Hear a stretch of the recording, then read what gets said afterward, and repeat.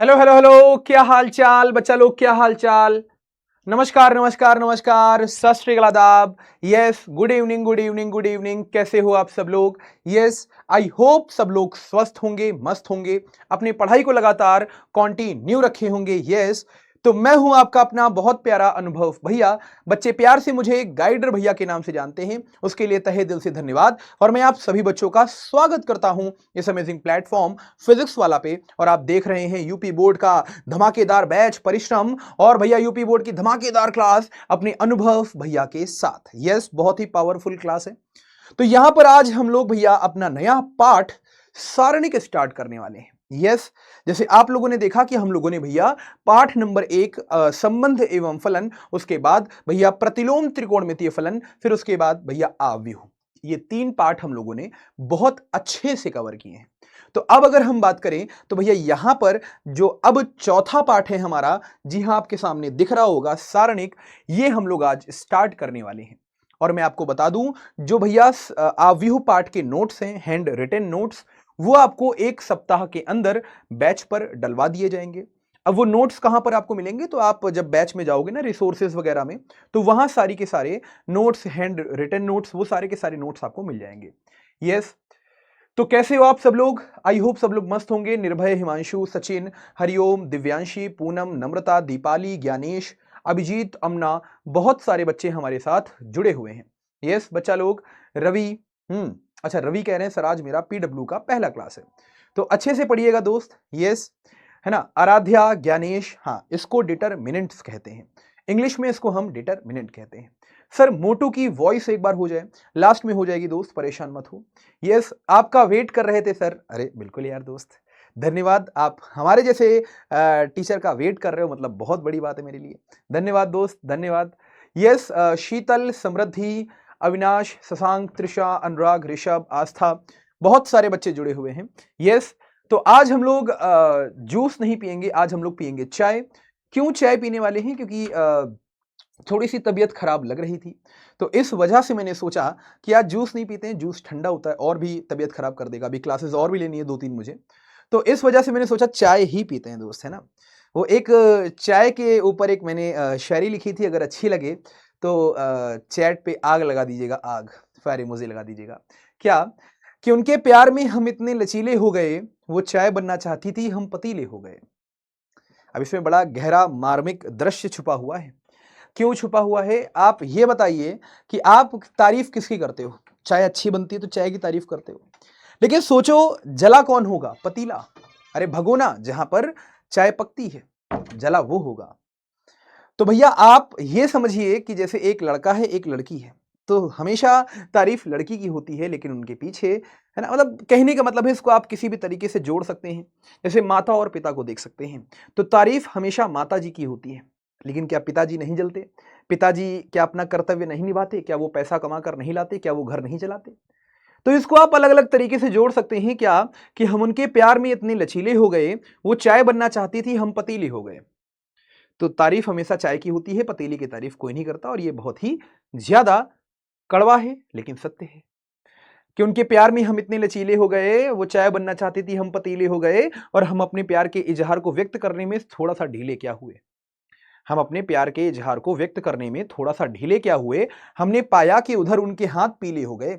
तो देर मत करिएगा, लेकिन अभी सही समय नहीं है अपने प्यार के इजहार को व्यक्त करने के लिए। अभी 12th में हो, थोड़ा सा ग्रेजुएशन कर लो, कमाने लग जाओ अच्छे से भैया, स्टेबल हो जाओ, अपने पैरों पे खड़े हो जाओ। फिर उसके बाद जब आप अपने प्यार का इजहार करोगे तो आपके माँ बाप भी मानेंगे, उनके सामने वाले के माँ बाप भी मानेंगे। तो ये बड़ी 4 अच्छी पंक्तियां थी जो मैंने लिखी थी।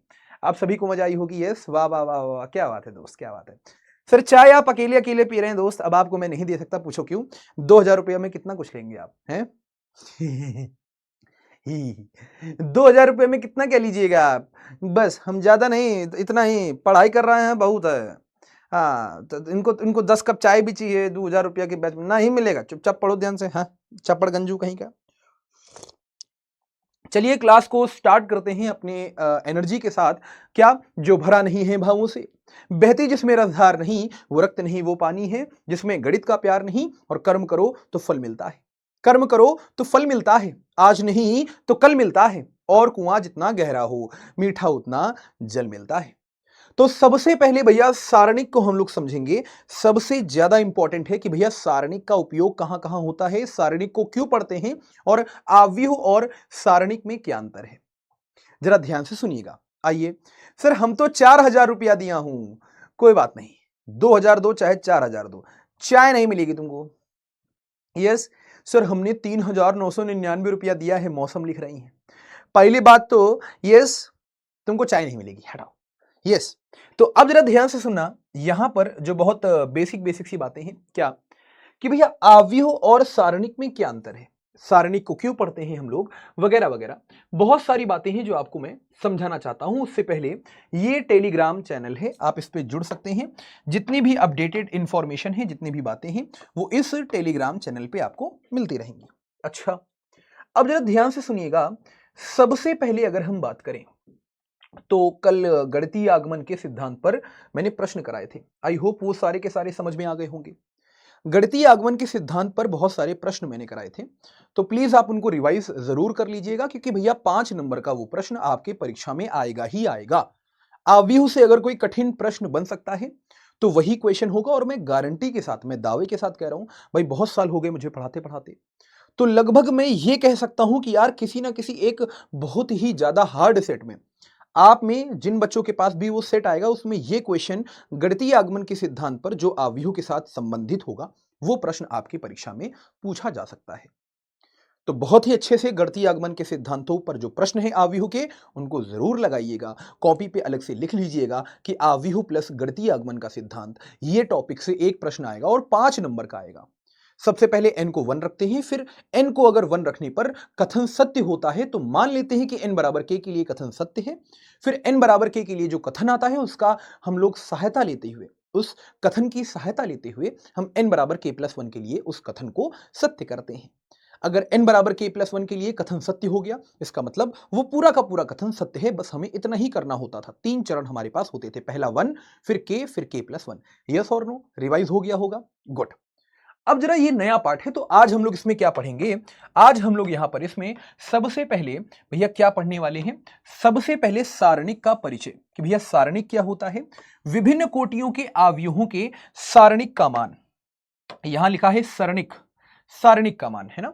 तो विभिन्न कोटियों के जो आव्यूह होते हैं, उनके जो भी सारणिक है उनके मान को देखेंगे।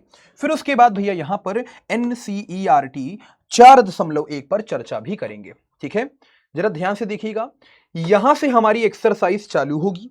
तो बहुत सारे बच्चों के यहां पर मेरे पास मैसेजेस आते थे, बहुत सारे बच्चों के मेरे पास डाउट आते थे, भैया समस्याएं आती थी, क्या कि भैया प्लीज एनसीईआरटी के क्वेश्चंस लाइन बाय लाइन करवा दिया करिए। तो यहां से लो भैया एक्सरसाइज आपकी एनसीईआरटी की भैया 4.1 मैं लाइन बाय लाइन आज करा दूंगा, कोई भी ऐसा प्रश्न नहीं होगा जो आपसे ना बने।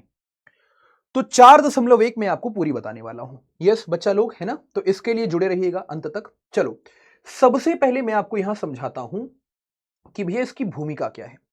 भूमिका का मतलब इंट्रोडक्शन, कि भैया जरूरत क्यों पड़ी, और सबसे पहली बात आव्यूह और इसमें अंतर क्या है। वैसे कहीं पूछा नहीं जाता, लेकिन मैं आपको बताता हूं कि आव्यूह और यहां पर सारणिक में अंतर क्या है। तो आप यहां पर देखेंगे आव्यूह क्या था हमारे पास, आव्यूह एक हमारे पास क्रम विन्यास था, अरेंजमेंट है ना।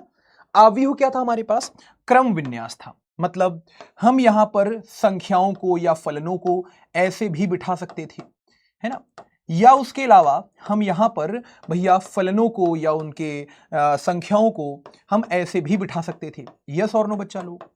तो कहने का मतलब यहां पर क्या है हमारे पास, कि भैया हम किसी भी प्रकार से क्रम में लगा सकते हैं आव्यूह को। आव्यूह के अपने अलग कुछ कार्य हैं और सारणिक के अपने अलग कुछ कार्य हैं। आव्यूह का मतलब अगर आपसे कोई पूछे तो आप कहोगे फलनों या संख्याओं का क्रम विन्यास, फलनों या फिर भैया यहां पर संख्याओं का यहां पर क्या होगा, क्रम विन्यास होगा।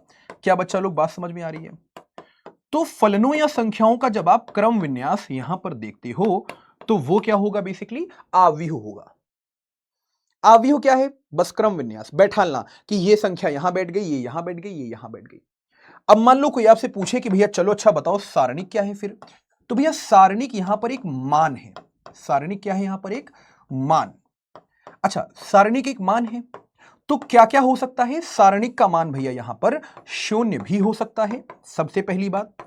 फिर सारणिक का मान यहां पर धनात्मक भी हो सकता है, और भैया सारणिक का मान ऋणात्मक भी हो सकता है। लेकिन अब आप समझ रहे होंगे कि इसकी खोज क्यों हुई, तो मैं आपको बताता हूं इसकी खोज क्यों हुई है ना। भूमिका जो सबसे ज्यादा महत्वपूर्ण है, क्या आपने यह देखा होगा कि हमारे पास रेखाएं होती हैं, तो हम कैसे लिखते हैं रेखाओं को? मान लो a1x प्लस यहां पर b1y is equal to c1, ये हमारे पास पहला समीकरण। फिर वैसे ही मान लो यहां पर a2x, फिर प्लस में यहां पर b2y इज इक्वल टू में यहां पर c2, ये दूसरा समीकरण। तो आप मुझे यह बताइए कि आपने कक्षा 10 में यह नहीं पढ़ा कि दो रेखाओं के अगर समीकरण हमको दिए हैं तो रेखाएं कैसी होंगी, रेखाओं के जो हल होंगे हमारे पास वो कैसे होंगे? याद है आपको अद्वितीय हल? क्यों बच्चा लोग, याद है कि भूल गए? ये क्या होता था? अद्वितीय हल होता था। और इस अद्वितीय हल के लिए हमारे पास भैया शर्त क्या होती थी? ये हमारे पास क्या है? ये हमारे पास अद्वितीय हल है। और मुझे ये बताओ कि भैया इसके लिए शर्त क्या होती थी? इसके लिए शर्त होती थी हमारे पास कि भैया a1 अपॉन a2 जो होना चाहिए वो नहीं बराबर होना चाहिए b1 अपॉन b2 के। यस और नो? याद है कि भूल गए? सारणी कहां से आया मैं आपको समझा रहा हूं। तो अद्वितीय हल के लिए, मतलब अद्वितीय हल का मतलब है जिसका केवल एक ही हल हो, जिसका केवल एक ही हल हो। अच्छा, फिर वैसे ही हमारे पास दूसरी शर्त आती थी कि यहां पर भैया दो रेखाएं ऐसे समांतर हो गई, समांतर हो गई, तो इसको हम क्या बोलते थे? कोई हल नहीं। इसको हम क्या बोलते थे? ओए चपड़गंजू, इसको हम क्या बोलते थे? कोई हल नहीं। बात समझ में आ गई? कोई हल नहीं का मतलब यहां पर शर्त क्या होती थी कि a1 बटे a2 बराबर में यहां पर b1 बटे b2, और जो बराबर नहीं होता था c1 बटे c2 के। फिर वैसे ही यहां पर अगर हम देखें तो तीसरा हमारे पास आता था संपाती रेखाओं के बारे में, है ना। संपाती रेखाओं को हम कैसे कहते थे कि भैया दो रेखाएं हमारे पास हैं और वो कैसी हो चुकी हैं? वो संपाती हो चुकी हैं। यस और नो? ये देखो, ये देखो, ये रेखाएं कैसी हो चुकी हैं? संपाती। मतलब एक रेखा यहां पर ये थी और एक रेखा यहां पर ये थी। अगर ये संपाती रेखाएं हैं तो हमारे पास भैया अनेक हल आते थे। यस और नो बच्चा लोग? अनेक हल हमारे पास आते थे। इसके लिए शर्त क्या होती थी? a1 बटे a2 बराबर b1 बटे b2 इज इक्वल टू में भैया c1 बटे c2। अच्छा, ये सब कहां से आया? आपको रटवा दिया गया था। मानो चाहे ना मानो, आपने क्लास 10th में देखा कि भैया हमारे पास दो यहां पर चर हैं x और y, और दो समीकरण दिए गए हैं x और y में, तो भैया उनको हल करने पे या तो अद्वितीय हल, या फिर कोई हल नहीं, या फिर अनंत हल यानी अनेक हल। तो कंडीशन यानी शर्त क्या होती थी? याद कर लो, a1 बटे a2 जो होना चाहिए वो b1 बटे b2 के बराबर नहीं होना चाहिए, पहला। दूसरा, अगर वो कोई भी हल नहीं दे रहा है तो इसका मतलब a1 बटा a2 बराबर b1 बटा b2 जो है वो c1 बटा c2 के बराबर नहीं है। और मान लो अगर तीनों बराबर आ जाए, a1 बटा a2 बराबर b1 बटा b2 बराबर c1 बटा c2, तो इसका मतलब है अनंत हल। आपको रटवाया गया था। यस और नो? पूछो, अपने मन से पूछो, जाओ कक्षा 10 में जाओ वापस, वहां पूछो खुद से, अपने 2 साल पहले वाले वर्जन से पूछो, क्या आपको इसका कारण बताया गया था? नहीं बताया गया था। इसका कारण क्या है? सारणिक। क्या है इसका कारण? सारणिक। मैं आपको बताता हूं, सुनो कैसे। जब भी हमको दो यहां पर समीकरण दिए गए होंगे, ध्यान दीजिएगा, जब भी हमको दो समीकरण दिए गए होंगे तो हम उनको भैया आव्यूह के रूप में ऐसे लिखेंगे। कैसे? देखो, यहां हमारे पास गुणांक कौन कौन से हैं? तो गुणांक है a1 b1, और भैया यहां पर क्या है हमारे पास? गुणांक है a2 b2। अब ये गुणांकों का आव्यूह हो गया। हमने यहां पर क्या लिखा? x लिखा और y लिखा। फिर बराबर में हमने क्या लिखा यहां पर? भैया C1 लिखा, C2 लिखा। जरा ध्यान से देखो, ये जो दो हमारे पास भैया समीकरण लिखे हुए थे, इनको हमने आव्यूह के रूप में परिवर्तित कर दिया। अगर आप देखोगे तो यहां पर इस आव्यूह का गुणा इस आव्यूह से होगा, तो यहां पर a1x प्लस में b1y बराबर c1 आएगा। पहला पहला समीकरण मिल गया। दूसरा आएगा भैया यहां पर क्या कि a2x प्लस में b2y बराबर c2, दूसरा समीकरण आपको मिल गया। एक बात मैं आपको बताऊं, ये जो गुणांकों का आव्यूह है ना, जब आप गुणांकों के आव्यूह में, जरा ध्यान से सुनिएगा, बहुत गजब की बात बताने जा रहा हूं। अब इसमें बहुत सारे बच्चे कंफ्यूज होंगे कि सर क्या होगा क्या नहीं होगा वगैरह वगैरह, बहुत सारे बच्चे कंफ्यूज होंगे। ठीक है, तो जरा ध्यान से सुनना। यस बच्चा लोग, बहुत ही ज्यादा यहां पर आप ध्यान से सुनिएगा। क्या सुनना ध्यान से। यस तो यहां बहुत सारे बच्चों को भैया डाउट होगा, वो मैं आपको यहां पर बताता हूं। क्या बताता हूं? यहां पर जैसे ही आपने गुणांकों के आव्यूह को देखा, तो गुणांकों का आव्यूह क्या था? गुणांकों का आव्यूह हमारे पास क्या था? बेसिकली ध्यान से सुनिए, वो हमारे पास था ए आव्यूह। आप कहोगे सर ए आव्यूह क्या है? तो गुणांकों के आव्यूह को हमने ए आव्यूह मान लिया, और भैया जो चरों का आव्यूह था हमने उसको x मान लिया, और यहां पर जो मान दिए गए थे ना, जैसे पहले समीकरण का मान क्या है? C1, दूसरे समीकरण का मान क्या है? C2। तो जहां पर C1 C2 बैठे थे उस आव्यूह को मान लिया b, तो यहां पर हमें आव्यूह समीकरण क्या मिला? ax बराबर b मिला। यस और नो? ये क्या है? आव्यूह समीकरण। ये क्या है हमारे पास? आव्यूह समीकरण। अब इसके यूज बताऊंगा मैं अच्छे अच्छे, सुनिएगा ध्यान से। तो यहां पर गुणांकों का अवयव क्या था? ए था हमारे पास। अब जरा ध्यान से देखो, तो ए हमारे पास क्या है? यहां पर A1, फिर यहां पर B1, फिर यहां पर A2, फिर यहां पर B2। अगर हम इस अवयव को देखें तो इसमें दो पंक्तियां, दो स्तंभ, मतलब ये कैसा है? वर्ग अवयव। अगर ये वर्ग अवयव है तो आप याद रखिएगा, वर्ग अवयव का भैया यहां पर सारणिक का मान निकाला जा सकता है। आपसे ये कह रहा हूं मैं, ध्यान से सुनिएगा, हम किस आव्यूह का सारणिक निकाल सकते हैं? मतलब किस आव्यूह के सारणिक का मान निकाल सकते हैं जो वर्ग आव्यूह होगी?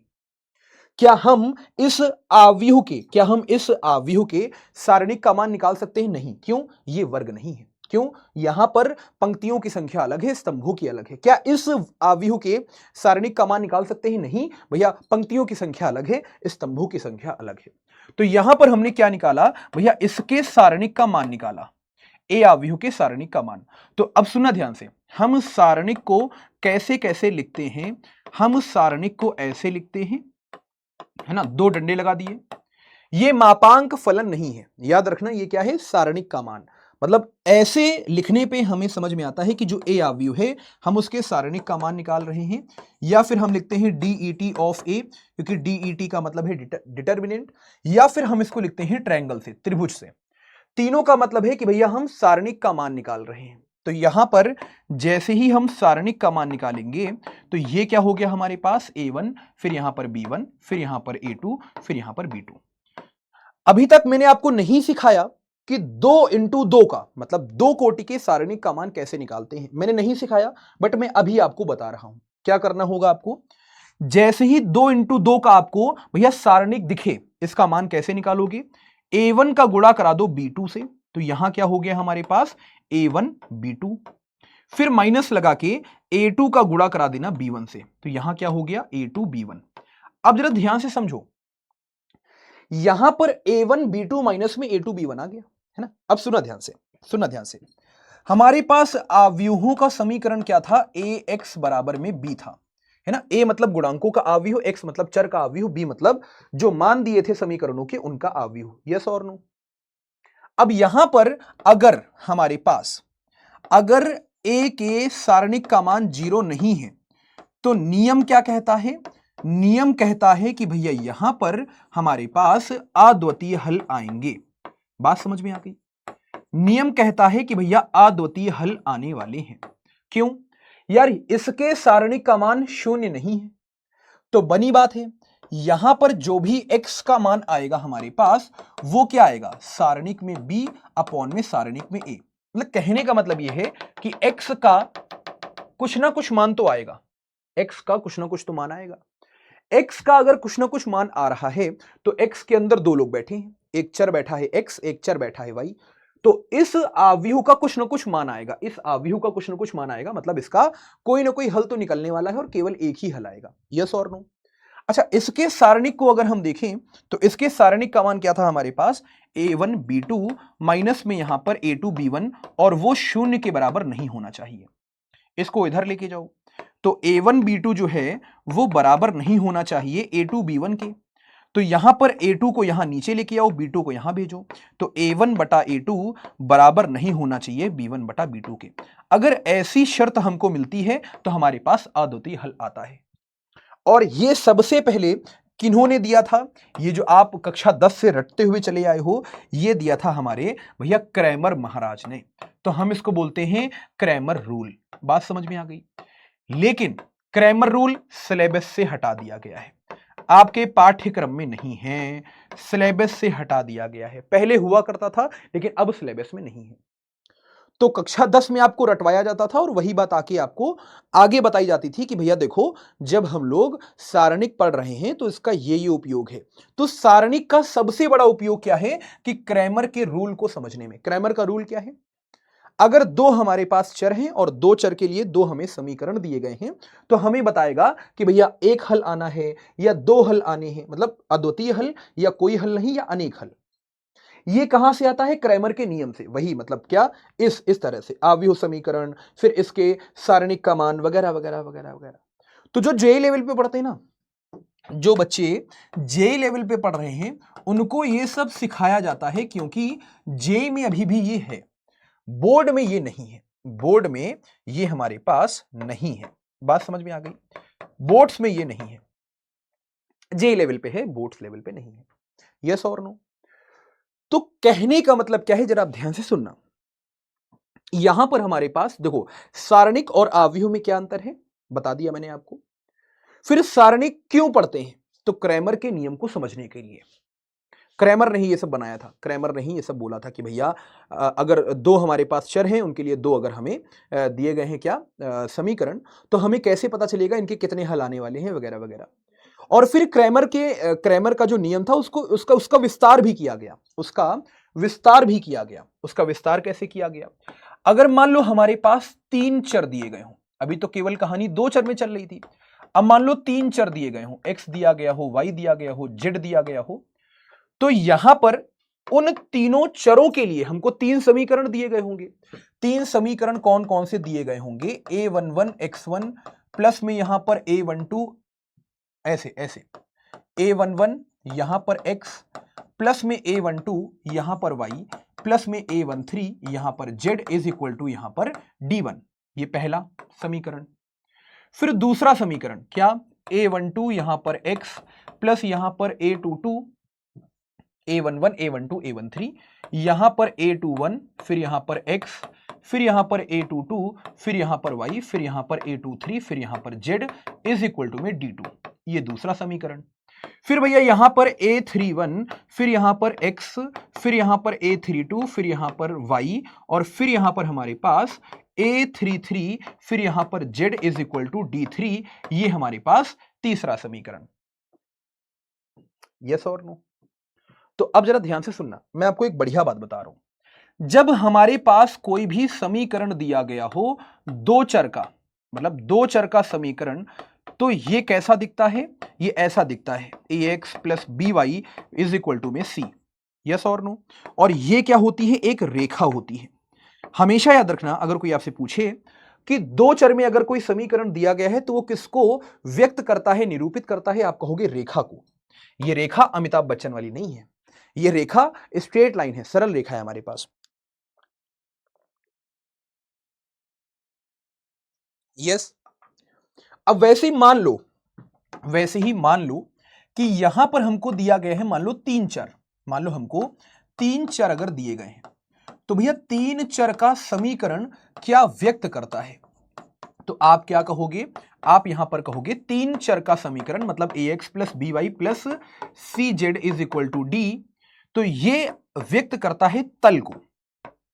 आप कहोगे सर तल, तल मतलब क्या होता है? अबे समतल, समतल मतलब प्लेन, समतल मतलब प्लेन को। ये दिखता कैसा है? तो ये कुछ इस तरह से दिखता है समतल। अब जरा ध्यान से देखो, ये समतल आपके सिलेबस में हुआ करता था। सॉरी, बोला ना तबीयत खराब है, छींक भी आती रह सकती है, खांसी वासी आती रह सकती है, तो अगर कान में हेडफोन लगा के बैठे हो, ध्यान से सुनना हो, तो थोड़ा धीमे कर लेना वॉइस, है ना, वरना कान के पर्दे फट जाएंगे। हाँ, छींक दिया अगर मैंने माइक पे तो। अब भाई बता के तो छींक आती नहीं है, अचानक से आ जाती है। ठीक है, चलो। तो अब जरा ध्यान से सुनना, अगर हमारे पास तीन चर हैं, तीन चर का समीकरण दिया गया है ax plus B Y plus C Z is equal to D, तो एक समतल को व्यक्त करता है, प्लेन को, और ये आपके सिलेबस में नहीं है। बात समझ में आ गई? तो कहने का मतलब क्या है, जरा ध्यान से सुनना। ये पहले हुआ करता था। अब कहोगे सर किस पाठ में हुआ करता था? तो जब आपको मैं पढ़ाऊंगा ना वो त्रिविमीय ज्यामिति और वेक्टर मतलब सदिश, तो सदिशों की बीजगणित और त्रिविमीय ज्यामिति मतलब त्रिविमीय ज्यामिति में पहले समतल को पढ़ाया जाता था, आज से 3 से 4 साल पहले, जब सिलेबस नहीं रिवाइज्ड हुआ था। कोरोना के बाद से सिलेबस घटा तो उसमें समतल को भी हटा दिए, निपटा दिए वहां से। तो कहने का मतलब है कि जब दो चर की बात करी जाए तो वो एक रेखा को रिप्रेजेंट करता है, रेखा मतलब ये से सरल रेखा, और जब समतल की बात करी जाए तो वो भैया तीन चरों का समीकरण प्रदर्शित करता है। इसको मैं कहां था? क्रैमर रूल पे था। तो क्रैमर रूल चाहे दो चर में हमें दो समीकरण दिए गए हों या तीन चर में तीन समीकरण दिए गए हों, तो क्रैमर रूल लगाने पे हमको समझ में आ जाता था कि भैया जैसे ये हमारे पास तीन समीकरण हैं, तो हमको डायरेक्टली समझ में आता था क्रैमर रूल लगाने पे कि भैया इन तीनों के मतलब एक्स वाई जेड का कोई हल होगा या नहीं होगा, या फिर बहुत सारे हल होंगे। क्रैमर का नियम, क्योंकि अब देखो दो चर दिए गए हैं, दो समीकरण दिए गए हैं, तो बहुत आसान है। दो चर दो समीकरण बहुत आसान है। क्या? बस ये तीनों शर्तें देखनी है। अगर ये है तो अद्वितीय हल, ये है तो कोई हल नहीं, ये है तो अनेक हल। बहुत आसान है हमारे पास ये सारी चीजें। लेकिन अगर तीन समीकरण तीन चर दिए गए हों तो भैया फिर बड़ी कठिनाई होती है। तो फिर बहुत कठिनाई होती है कि भैया कैसे निकालें। तो क्रैमर ने इसको भी आसान करके हमको दिया था, ठीक है। लेकिन क्रैमर रूल दुर्भाग्यवश आपके सिलेबस में नहीं है। तो अब आप कहोगे सर फिर सारणिक को हम लोग पढ़ क्यों रहे हैं? सारणिक को हम लोग इसीलिए पढ़ रहे हैं कि अगर तीन हमें भैया समीकरण दिए जाए तीन चर वाले, और हमसे पूछा जाए बताओ एक्स वाई जेड का मान क्या होगा, तो हम सारणिक को इसलिए पढ़ते हैं कि भैया तीन चर दिए गए हैं मतलब तीन अज्ञात और तीन समीकरण, बस एक्स वाई जेड के मान निकाल लो। इसको अगर आव्यूह के रूप में व्यक्त करोगे आप, तो इसको कैसे व्यक्त करोगे? यहां पर a11, यहां पर a12, यहां पर a13, है ना, गुणांकों का आव्यूह। यहां पर a21, यहां a22, यहां पर a23, फिर यहां पर भैया a31, फिर यहां क्या होगा a31, फिर क्या होगा a32, फिर क्या होगा भैया a33, और यहां पर हमारे पास क्या होगा एक्स वाई जेड, है ना, एक्स फिर यहां वाई फिर यहां जेड, और इज इक्वल टू में क्या होगा हमारे पास यहां पर d1 फिर यहां d2 फिर यहां पर d3। बात समझ में आ गई? तो ये क्या है? गुणांकों का अवयव। ये क्या है? चरों का अवयव। ये क्या है? मान, जो भी समीकरण के मान दिए गए हैं उनका अवयव। इसको हमने फिर से क्या बोल दिया? a बोल दिया। इसको हमने क्या बोल दिया? x बोल दिया। और इसको हमने क्या बोल दिया? b बोल दिया। तो यहां से हमारे पास भैया समीकरण निकल के आया ax बराबर b। अब यहां से क्रैमर का नियम कहता था कि भैया अब फटाफट देख लो कि कैसा हल आने वाला है, अनेक, अद्वितीय या फिर कोई नहीं, है ना। लेकिन अब ये सब क्रैमर नियम नहीं है, तो ये हम लोग इसका उपयोग करते हैं केवल एक्स आव्यूह का मान निकालने के लिए। एक्स आव्यूह का मान कैसे निकालोगे आप?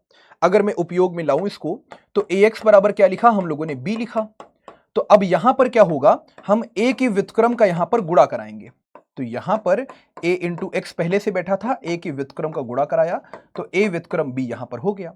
a व्युत्क्रम a मतलब ये हमारे पास i बन गया। तो i x बराबर क्या हो गया? a inverse b। तो x का मान यहां पर निकल आएगा a इनवर्स b से।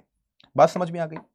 तो इस पाठ में हम मुख्यतः किसी भी आव्यूह का व्युत्क्रम निकालना सीखते हैं, क्योंकि अगर हमें x आव्यूह का मान ज्ञात करना है, x आव्यूह का मान ज्ञात करना है मतलब x y z के मानों को ज्ञात करना है, तो यहां पर a इनवर्स का गुणा b से करा दो। b क्या है? मानों का आव्यूह, और a जो आया है इसका व्युत्क्रम करना पड़ेगा। तो x यहां पर क्या होगा? a inverse b। हमें x मतलब x y z की वैल्यू मिल जाएगी, इस आव्यूह का मान मिल जाएगा हमको। इसलिए हम इसको पढ़ते हैं इस पाठ को। अब तो अगर कोई आपसे पूछे, बहुत बहुत अच्छा व्यक्ति अगर जाना माना जिसको समझ है, तो आप उससे क्या बोलोगे कि भैया क्रैमर के नियम को समझने के लिए कि अगर तीन चर दिए गए थे, तीन समीकरण दिए गए थे, तो उनके हल कैसे आने वाले हैं, सुसंगत हल, अनेक हल, असुसंगत, ये सब हुआ करता था पहले। 6 साल पहले आप किताब उठा के देखोगे, हुआ करता था। लेकिन दुर्भाग्यवश कोरोना के कारण भैया सिलेबस डिलीट कर दिया गया। तो अब केवल आपको क्या पढ़ना है कि इस पाठ में कि कैसे किसी आव्यूह का व्युत्क्रम निकालते हैं। व्युत्क्रम निकालना इसलिए जरूरी है क्योंकि x आव्यूह का मान कब आएगा? जब आप a के व्युत्क्रम का गुणा b से कराओगे। तो इस पाठ में हम केवल व्युत्क्रम निकालना सीखते हैं। तो अगर कोई आपसे पूछे तो आप पहले पे आंसर दोगे कि क्रैमर रूल समझने के लिए। दूसरा आप कहोगे कि अगर हमें तीन समीकरण दिए गए हैं, तीन अज्ञात हैं, तो अज्ञातों के मान को निकालने के लिए इस पाठ का अध्ययन करते हैं, काम खत्म। तो ये मैंने बेस आपका बनाया। अच्छा, बीच में मैं बातों बातों में आपको बता गया कि भैया वर्ग आव्यूह का ही केवल सारणिक निकाला जा सकता है, वगैरह वगैरह। बात समझ में आ गई? तो अब यहां पर हम लोग चलते हैं सारणिक की तरफ। आई होप बहुत सारी बातें जो मैंने आपको बताई हैं आपको समझ में आई होगी। पहली क्या बताई मैंने कि आव्यूह का, भैया आव्यूह का सारणिक निकाला जा सकता है, लेकिन किन आव्यूहों का? जो वर्ग वाले आव्यूह हैं। तो याद रखिएगा, वर्ग आव्यूह का ही सारणिक संभव है। इसके अलावा जो हमारे पास आयताकार आव्यूह हैं, जैसे जिनमें पंक्तियों की संख्या अलग है, स्तंभों की संख्या अलग है, हम उन आव्यूहों का भैया सारणिक नहीं निकाल सकते। बात समझ में आ रही है?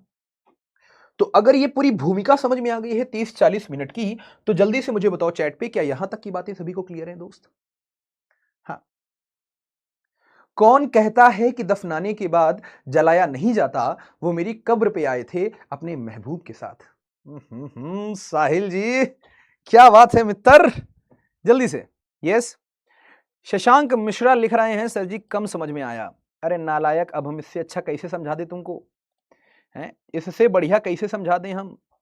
जो भी चीजें थी सर, नोट्स में क्या क्या लिखना है अभी कुछ मत लिखो, अभी कुछ मत लिखो, है ना? मैं ये सवाल ही गलत पूछता हूं कि किसको किसको समझ में आया। सबको समझ में आया, सीधे यही पूछना, अब सीधे यही बोलना चालू करूंगा, ठीक है? सबको समझ में आ गया? ठीक है, अच्छा, है ना? तो मैं मैम आप इतना अच्छा कैसे पढ़ा लेते हो? अरे नालायक, सर एक बार और बता दो। अब अबे दिमाग से हिले विले हो क्या? हाँ, इसमें मैंने क्या बोला? मैंने ये कहा, ये पेपर में थोड़ी ना आएगा जो मैंने भूमिका बनाई है। भूमिका मैं सही बताऊं ना, अगर तुम क्रैश कोर्स में आते, मैं तुमको सही बताऊं, अगर तुम क्रैश कोर्स में आते तो मैं सीधे कहता, देखो भैया सारणिक, सारणिक मतलब सारणिक एक मान होता है हमारे पास, वैल्यू होती है, या तो शून्य हो जाएगा, या तो धनात्मक या तो ऋणात्मक। मैं तुमसे कहता देखो भैया 1 × 1 का सारणिक ऐसे हल करते हैं, 2 × 2 का ऐसे, 3 × 3 का ऐसे। फिर उसके बाद भैया त्रिभुज का क्षेत्रफल कैसे निकालते हैं, संरेखीय बिंदुओं की शर्त क्या होती है, और कोई भी रेखा अगर दो बिंदुओं से गुजर रही है तो उनकी समीकरण क्या होता है। फिर उसके बाद भैया यहां पर देखो, ये होते हैं हमारे पास उपसारणिक, ये होते हैं सहखंडज, फिर ये हमारे पास क्या होता है, सहखंड, आव्यूह वगैरह वगैरह। मैं सारी चीजें पढ़ाते हुए चला जाता, ये होता है आव्यूह का व्युत्क्रम। काम खत्म 3 लेक्चर में। हाँ, आप यहां पर हो तो आप यहां पर बेसिकली परिश्रम में हो, और परिश्रम बहुत ही जाना माना बैच है, हमारे पास समय है, इसलिए मैं धीमे धीमे पढ़ाता हूं। पिछले साल तो नहीं पढ़ा रहा था, लेकिन मैं धीमे धीमे पढ़ाऊंगा आपको, बिल्कुल पेस, आराम आराम से, धीरे धीरे धीरे धीरे। क्योंकि जल्दी जल्दी चलोगे तो हरिद्वार मिलोगे ना, धीमे धीमे चलोगे तो बार बार मिलोगे, जल्दी जल्दी चलोगे तो हरिद्वार मिलोगे। यस और नो बच्चा लोग? यस, हाँ, फा, वेरी गुड। चलिए सर, डाउट चेक कर लीजिए please, let me know, Neeraj कह रहे हैं। अच्छा भाई साहब, अच्छा इसमें डाउट क्या है, मतलब इसमें अच्छा ऐसी कौन से, चलो तुम, मैं डाउट नहीं देखूंगा आज, मुझे ये बताओ चैट पे ही कि समझ में क्या नहीं आया, मैं भी तो देखूं। हाँ सर, कोविड ने जिंदगी बर्बाद कर दी है। हाँ नहीं, कोविड ने जिंदगी बर्बाद लिटरली कर दी थी। मतलब कोविड के बाद से ना मुझे ऐसा लगता है यूपी बोर्ड को बंद कर देना चाहिए। यार कुछ रखा ही नहीं आपने उसमें। संबंध एवं फलन में मुझे याद है 2019-20 में जब मैं पढ़ाया करता था, भाई क्या बढ़िया बढ़िया बातें होती थी, क्या मैं मतलब मजा आता था, क्या सहप्रांत प्रांत, क्या मजेदार चीज, मतलब मुझे मुझे आज भी याद है 26 लेक्चर में मैंने पढ़ाया था उसको बच्चों को, जेई लेवल पे। बोर्ड वाले भी समझते थे, तो भाई साहब मजा आती थी। आपने सब कुछ हटा ही दिया। जैसे मैं आपको बताऊं, ये सारणिक में इन्होंने क्या हटा दिया, गुणधर्म हटा दिए इनके। सांतत्य अवकलनीयता में इतनी बढ़िया बढ़िया बातें हुआ करती थी, हटा दिया। रोल लेग्रेंजेस प्रमेय हुआ करता था, अवकलज के अनुप्रयोग में हटा दिया। यस, हाँ, जल्दी से, अब जल्दी से मुझे बताओ क्या नहीं समझ में आया, चैट पे बोलो। अब आ गया सर? अच्छा, भूमिका, सर एक बार भूमिका से मिला दो।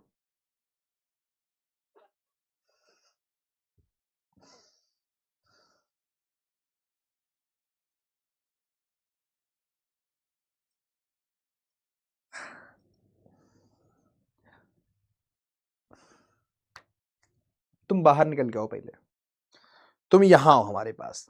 काश ऑनलाइन में भी ऐसे मारने की वो होती, हाँ, कि सामने को वो हाथ रखा है थप्पड़ वाला, और यहां से बटन दबाए मारे चटाक से।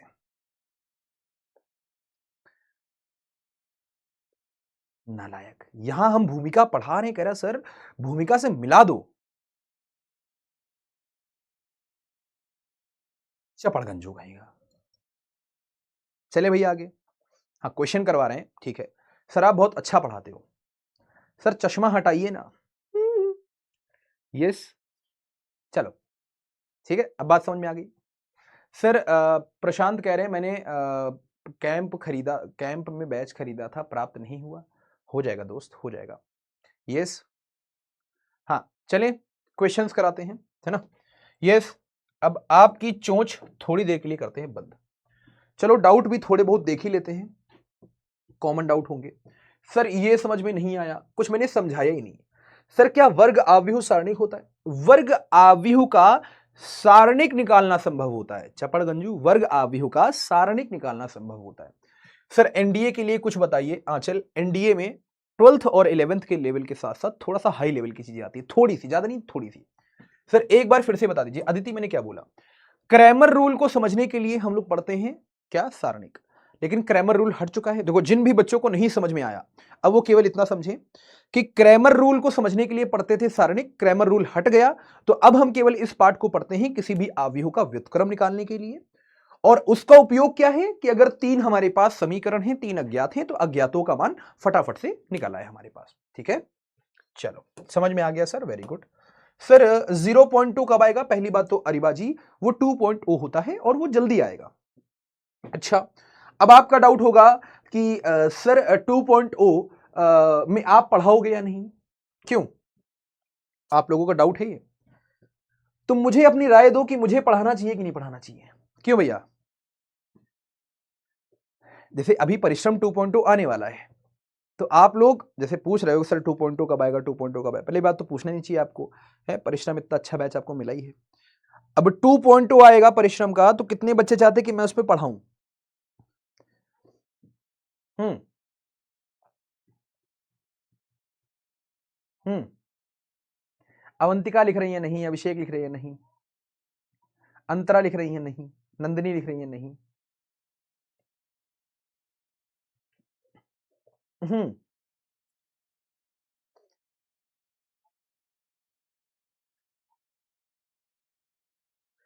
कृतिका लिख रही है नहीं, वंश लिख रहे हैं नहीं।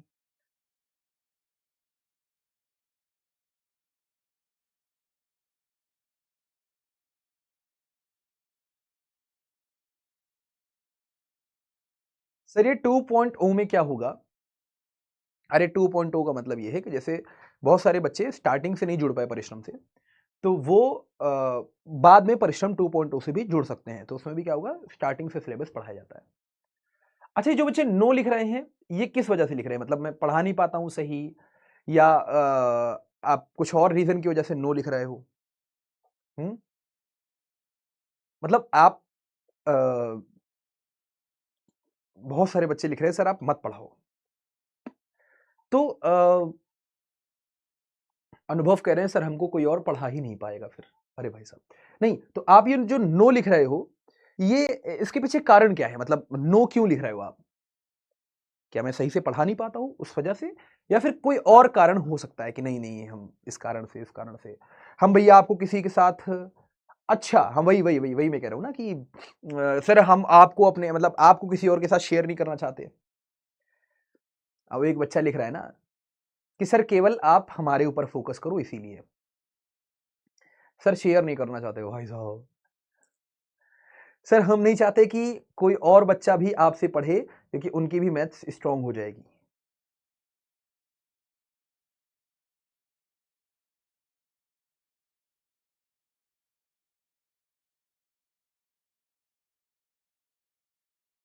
हमें ऐसा काहे लग रहा है कि आप लोग ये मानते हो कि मैं अच्छा नहीं पढ़ा पाता?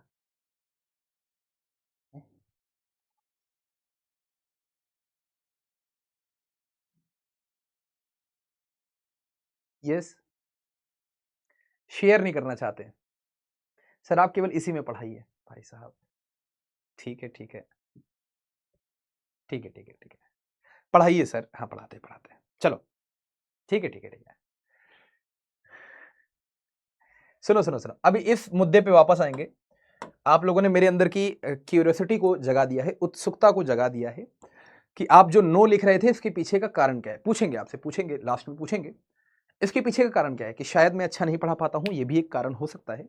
कोई बात नहीं, और अगर आप ये बोलोगे तो मैं इसमें बिल्कुल भी दो राय नहीं रखूंगा कि शायद मैं अच्छा नहीं पढ़ा पाता हूं, हो सकता है भाई, मैं परफेक्ट नहीं हूं, तो वो साफ सीधी बात, खैर कोई बात नहीं, लेकिन कर्म हम लोग करते रहेंगे। यस, अब जरा ध्यान से समझो, तो सबसे पहले सारणिक क्या होता है मैंने आपको समझा दिया। देखो, कोई पूछे सारणिक क्या है, आप कहोगे मान।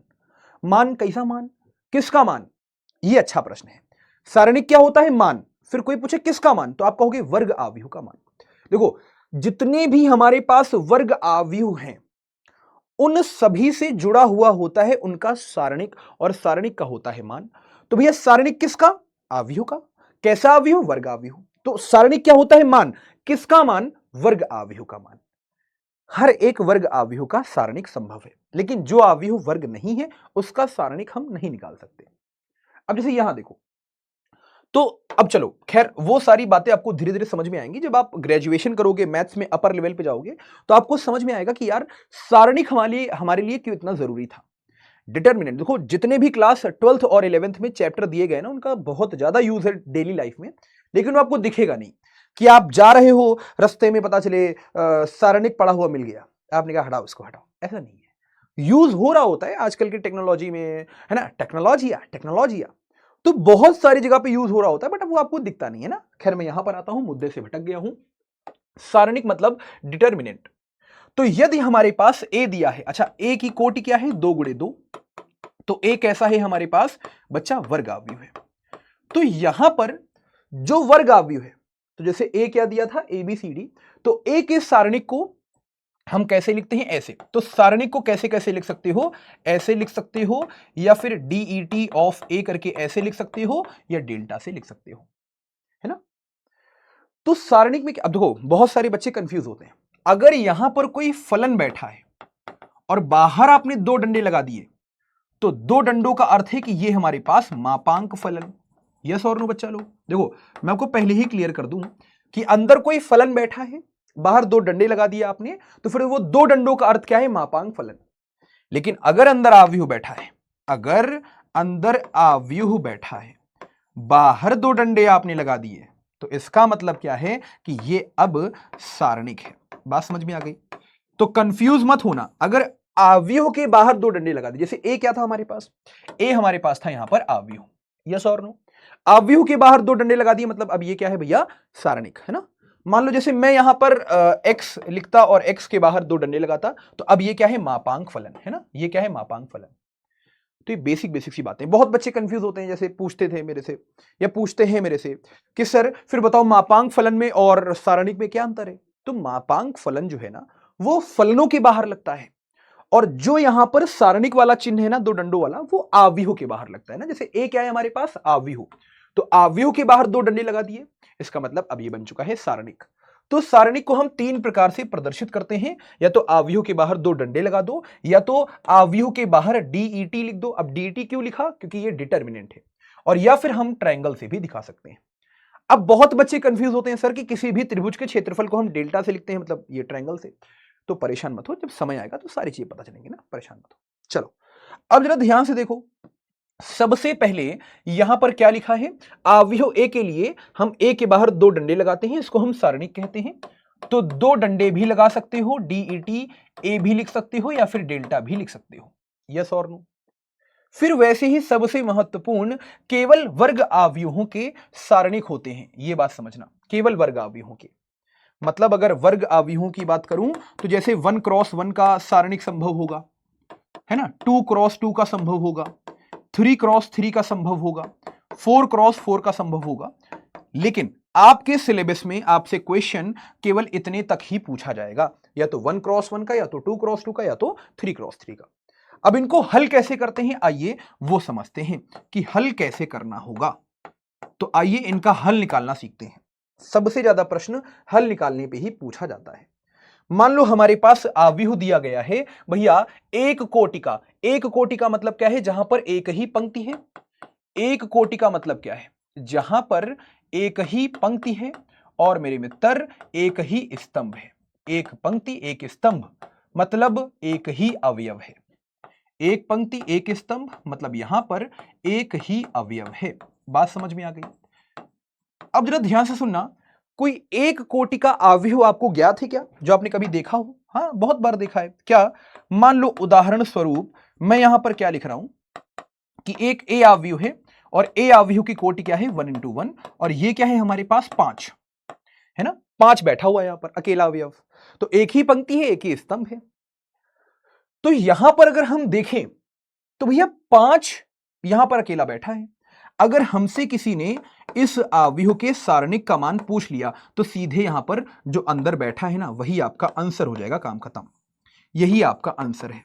बात समझ में आ गई बच्चा? यही आपका आंसर है।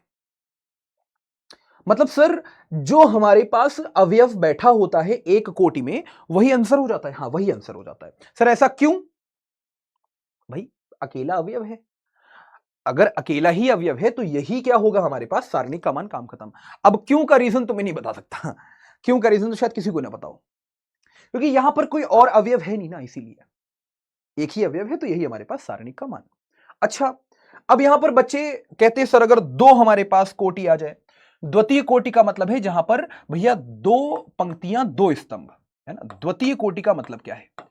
द्वितीय कोटि का यहां पर हमारे पास ये मतलब है कि जहां पर हमारे पास क्या हो, दो भैया पंक्तियां हो और यहां पर भैया दो जहां पर स्तंभ हो। तो भैया बताओ दो पंक्तियां दो स्तंभ तो कैसा दिखेगा आव्यूह? तो आव्यूह आपको ऐसा दिखेगा कि भैया जहां पर दो पंक्तियां दो स्तंभ तो वो ऐसा दिखेगा ए बी सी डी। देखो ना, प्रथम पंक्ति द्वितीय पंक्ति पहला स्तंभ दूसरा स्तंभ। इसके सारणिक का मान कैसे निकालोगे? तो यहां पर इसके सारणिक का मान हम ऐसे निकालते हैं, कैसे? सबसे पहले यहां पर भैया ध्यान से सुनना, कैसे निकालोगे? ए का गुणा डी से करा दो, है ना, तो ये क्या हो गया ए डी, है ना, सारणिक ए हमारे पास क्या हो गया ए डी। लेकिन ये सब घिसी पिटी बातें हैं, ये सब आप बुक में पढ़ चुके हो। मैं आपको कुछ बढ़िया पढ़ाना चाहता हूं, बढ़िया, मैं आपको कुछ समझाना चाहता हूं, देखो मैं आपको फील कराना चाहता हूं। नो डाउट मैं कुछ ऐसी बातें बताऊंगा जो आपको कहीं नहीं मिलेंगी, कहीं नहीं मिलेंगी। तो आप कहोगे यार ये मास्टर कितना घटिया है, पढ़ाने नहीं आता उसको। लेकिन मैं आपके भले के लिए आपके दिमाग में स्टार्टिंग से भूसा नहीं भर रहा हूं, मैं आपके दिमाग पे बढ़िया बढ़िया बातें भर रहा हूं। सुनो, हमेशा जीवन में काम आएंगे। जीवन मतलब जब तक आप 12th में हो आपको पूरे साल याद रहेगा कि यार गाइडर भैया ने कुछ तो बताया था। नो डाउट यहां के जैसा कॉन्सेप्ट आपको पूरे यूपी में कोई नहीं बताएगा। लिटरली मैं अपनी बड़ाई नहीं कर रहा हूं, ये सत्य है, ये फैक्ट है। सुनना, यहां पर मैं ये कहता हूं कि शुरुआत कहां से होगी? पहले वाले अवयव से। पहले वाले अवयव से थोड़ा सा डायगनली आओ, विकर्ण वाले अवयव पे आओ। गुणा कर दिया ए इंटू डी का। अब कहां से कहां आ रहे हो? ऊपर से नीचे आ रहे हो तो ए डी प्लस का रहेगा। ऊपर से नीचे आओगे तो भाई एक बात बताओ, ऊपर से नीचे आने में कोई भी कठिनाई नहीं होती है। तो ऊपर से नीचे आ रहे हो मतलब पॉजिटिव। लेकिन जब आप एक बार नीचे आ गए तो जब आप नीचे से ऊपर जा रहे होगे तो आपको निगेटिव लगाना पड़ेगा। अब चाहता तो मैं आपको यह बता सकता था कि भैया इसका आंसर होता है एडी माइनस बीसी, लेकिन फिर आप कंफ्यूज होते कि माइनस कहां आया, क्यों आया, वगैरह वगैरह। अब मैंने आपको एक कॉन्सेप्ट दे दिया, क्या? ऊपर से नीचे आ रहे हो तो प्लस के साथ, नीचे से ऊपर जा रहे हो तो माइनस के साथ। तो एडी माइनस में बीसी, है ना। ये कॉन्सेप्ट जैसे ही आपको समझ में आ गया आप कभी भी जिंदगी में नहीं भूलोगे। क्या भैया? ऊपर से नीचे आ रहे हो तो पॉजिटिव ही रहेगा सब कुछ। ऊपर से नीचे आ रहे हो तो सब कुछ पॉजिटिव ही रहेगा। लेकिन अब कहोगे सर इसका यूज कहां पर है? अभी आगे बताऊंगा, वहां यूज है।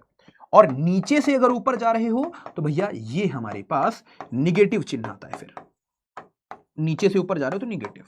बात समझ में आएगी? इसको याद रखना, थोड़ा सा इसको याद रखना।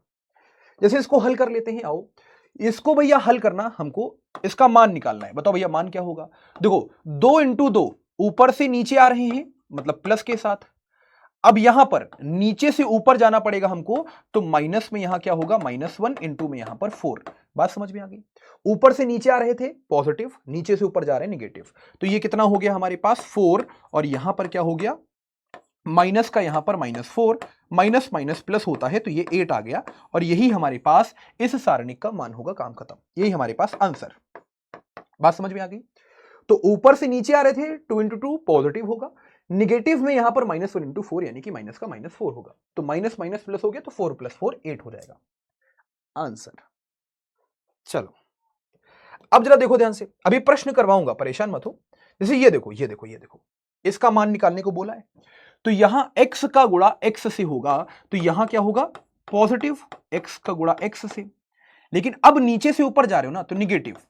यहां क्या बैठा है, x माइनस वन, अच्छा भैया, और यहां क्या बैठा है, x प्लस वन, अच्छा भैया, है ना। x का गुणा x से पॉजिटिव के साथ, क्योंकि ऊपर से नीचे आ रहे थे। अब नीचे से ऊपर जा रहे हो तो निगेटिव चिन्ह हमको लगाना पड़ेगा, तो x माइनस वन का गुणा x प्लस वन से। तो ये क्या हो गया हमारे पास, यहां पर एक्स स्क्वायर हो गया, ये क्या हो गया हमारे पास, एक्स स्क्वायर माइनस वन हो गया। इसको खोलो तो एक्स स्क्वायर, यहां माइनस का x square, minus minus plus हो गया, तो प्लस का वन, ये माइनस का ये प्लस का कट गया, तो भैया क्या आया, वन आया। और यही आपका क्या हो गया, आंसर। बात समझ में आ गई। तो यही क्या है आपका मान, यही क्या है आंसर। अच्छा, अब ये 2 गुणे 2 के लिए बात हो गई। अब बारी किसकी है, 3 गुणे 3 की। इसको कैसे निकालोगे आप, देखो मैं आपको चाहूं तो डायरेक्टली भी बता सकता हूं, मैं आपको चाहूं तो थोड़ा सा कठिन वाला बता सकता हूं, मैं आपको चाहूं तो सबसे कठिन वाला बता सकता हूं। मैं आपको सबसे कठिन वाला बताऊंगा। क्यों, कठिन रास्तों पे चलने से ना मंजिल मिलती है, और मंजिल पाने का मजा भी आता है। कोई आसान तरीके से आपको मंजिल पे पहुंचा दे, आप कहोगे यार इतनी आसानी से आ गए, हमें तो फील ही नहीं हुआ। तो यहां पर भी सेम चीज है। क्या, मैं आपको सबसे कठिन वाले रास्ते से ले चलूंगा, क्योंकि उससे आगे की चीजें जो है आपकी मजबूत होंगी। अब सुनना ध्यान से, यहां पर मान लो कि हमारे पास एक वर्ग आव्यूह थी 3 गुणे 3 की, 3 पंक्तियां 3 स्तंभ। तो ये हमारे पास सारणिक आ गया। अब इसका मान कैसे निकालोगे आप, तो जरा ध्यान से सुनना, मैं आपको एक छोटा सा कॉन्सेप्ट समझाता हूं। कितने लोग समझ गए कि यहां पर हमारे पास 3 पंक्तियां हैं, यहां पर हमारे पास 3 पंक्तियां हैं, और भैया यहां पर हमारे पास 3 क्या है, स्तंभ। 3 पंक्तियां हैं और 3 हमारे पास क्या है, स्तंभ। तो याद रखिएगा, जैसे ये हमारे पास क्या है, R1 मतलब रो वन का मतलब पंक्ति नंबर 1। ये क्या है भैया, रो टू का मतलब है पंक्ति नंबर 2। ये क्या है, रो 3 मतलब पंक्ति नंबर 3। ये क्या है, कॉलम 1 मतलब भैया पहला स्तंभ। ये क्या है, कॉलम 2 मतलब दूसरा स्तंभ। ये क्या है, कॉलम 3 मतलब तीसरा स्तंभ। तो ये बात आप अपने दिमाग में बिठा लो कि यहां पर 3 पंक्तियां हैं, 3 स्तंभ है, मतलब इसका प्रसार, है ना, इसका प्रसार जो है वो कुल 6 तरीकों से हो सकता है। इसका जो प्रसार है वो कुल 6 तरीकों से हो सकता है। अब 6 तरीके कौन कौन से, 6 तरीके हमारे पास ऐसे हैं कि आप किसी भी पंक्ति से इसका प्रसार कर सकते हो, या किसी भी स्तंभ से इसका प्रसार कर सकते हो। मान लो एक बच्चे के मन में आया कि सर हम प्रथम पंक्ति से इसका विस्तार करेंगे, वेरी गुड। किसी बच्चे के मन में आया सर हम द्वितीय पंक्ति से इसका विस्तार करेंगे, वेरी गुड। किसी बच्चे के मन में आया सर हम इसका तृतीय पंक्ति से विस्तार करेंगे, वेरी गुड। कोई बच्चा हो सकता है कहे कि हम प्रथम स्तंभ से, द्वितीय स्तंभ से या तृतीय स्तंभ से इसका विस्तार करेंगे, वेरी गुड। आप इस सारणिक का 6 तरीकों से प्रसार कर सकते हो। और सबसे बढ़िया बात क्या है मालूम है, सबसे मजेदार बात यह है कि जब आप किसी भी पंक्ति या किसी भी स्तंभ से इस सारणिक का प्रसार करेंगे तो आपको एक जैसा ही मान मिलेगा, मतलब वैल्यू नहीं बदलेगी, एक जैसा मान प्राप्त होगा हमेशा। आप प्रथम पंक्ति से विस्तार करो, द्वितीय से करो, तृतीय से करो, पहले स्तंभ से, दूसरे से, तीसरे से, आपको एक ही जैसा मान मिलेगा, कभी भी मान बदलता नहीं है। आप जहां से चाहो वहां से प्रसार कर सकते हो, यस और नो। अब जरा ध्यान से सुनना, यहां पर हमारे पास भैया सारणिक ए में क्या दिया था, यहां दिया था हमारे पास A11, यहां A12, यहां पर A13, यहां पर A21, यहां A22, यहां पर A23, यहां पर A31, यहां A32, फिर भैया यहां पर A33। यस और नो बच्चा लोग, है ना, यही दिया हुआ था। अब हमने क्या किया, हमने यहां पर देखो 3 चरण हमारे पास होते हैं। पहला चरण कौन सा, सुनना ध्यान से, बहुत बेसिक बेसिक सी बातें हैं। यहां 3 चरण हमारे पास होते हैं।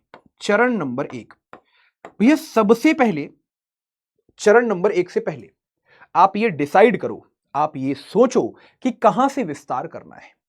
वैसे जनरली हम लोग किसका उपयोग करते हैं, प्रथम पंक्ति का उपयोग करते हैं कि भैया प्रथम पंक्ति को लिया और प्रथम पंक्ति से क्या किया, विस्तार कर दिया। अब प्रथम पंक्ति में कौन कौन आ रहा है हमारे पास, A11 आ रहा है, A12 आ रहा है, A13 आ रहा है। तो सबसे पहले चरण 1 में आपको क्या करना है, A11 लिखा हुआ था, अच्छा A11 लिखा हुआ था, ठीक है, A11 लिखा था, A11 को लिखो, ये हटा दो, मतलब इसकी पंक्ति हटा दो और भैया स्तंभ हटा दो। तो आपके पास क्या बचा? अब आपके पास 2 गुणे 2 का एक सारणिक बचा। वो आप देख नहीं पा रहे होंगे, मैं आपको दिखाऊंगा अभी। मन में सोचो, मन में। जब आपने बहुत बहुत अच्छे से सोचना, जब आपने A11 के भैया पंक्ति को हटा दिया, स्तंभ को हटा दिया, सोचो सोचो, पंक्ति को हटाया, स्तंभ को हटाया, सोचो, तो आपको 2 गुणे 2 का सारणिक मिला, ये वाला। इस 2 गुणे 2 के सारणिक को उठाओ और यहां लिखो।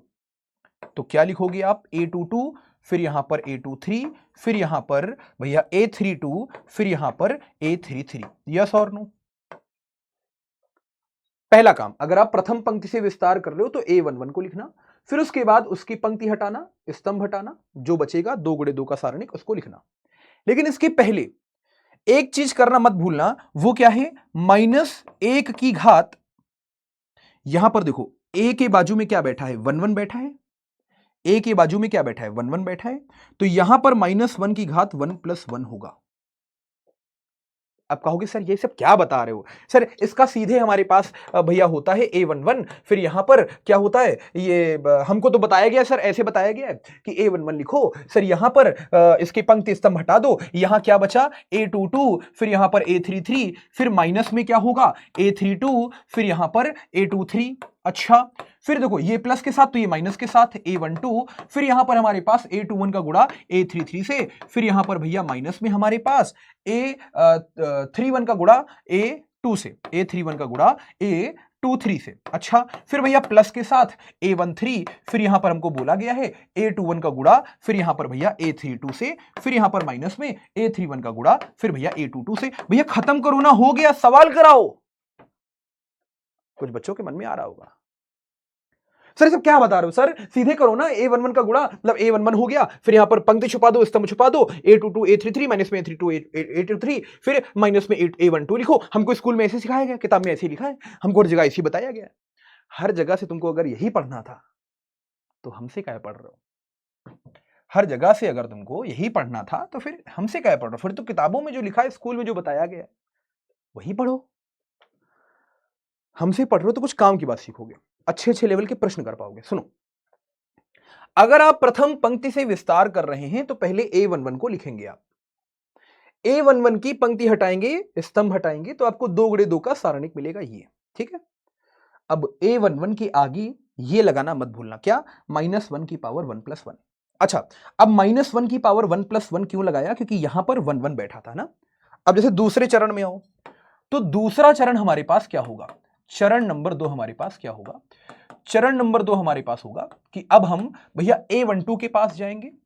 A12 का हमने स्तंभ हटाया, मतलब ये पंक्ति हटाई A12 की, और भैया स्तंभ हटाया। देखो ये क्या है? A12, पंक्ति हटा दी, स्तंभ हटा दिया, 2 गुणे 2 का सारणिक मिला।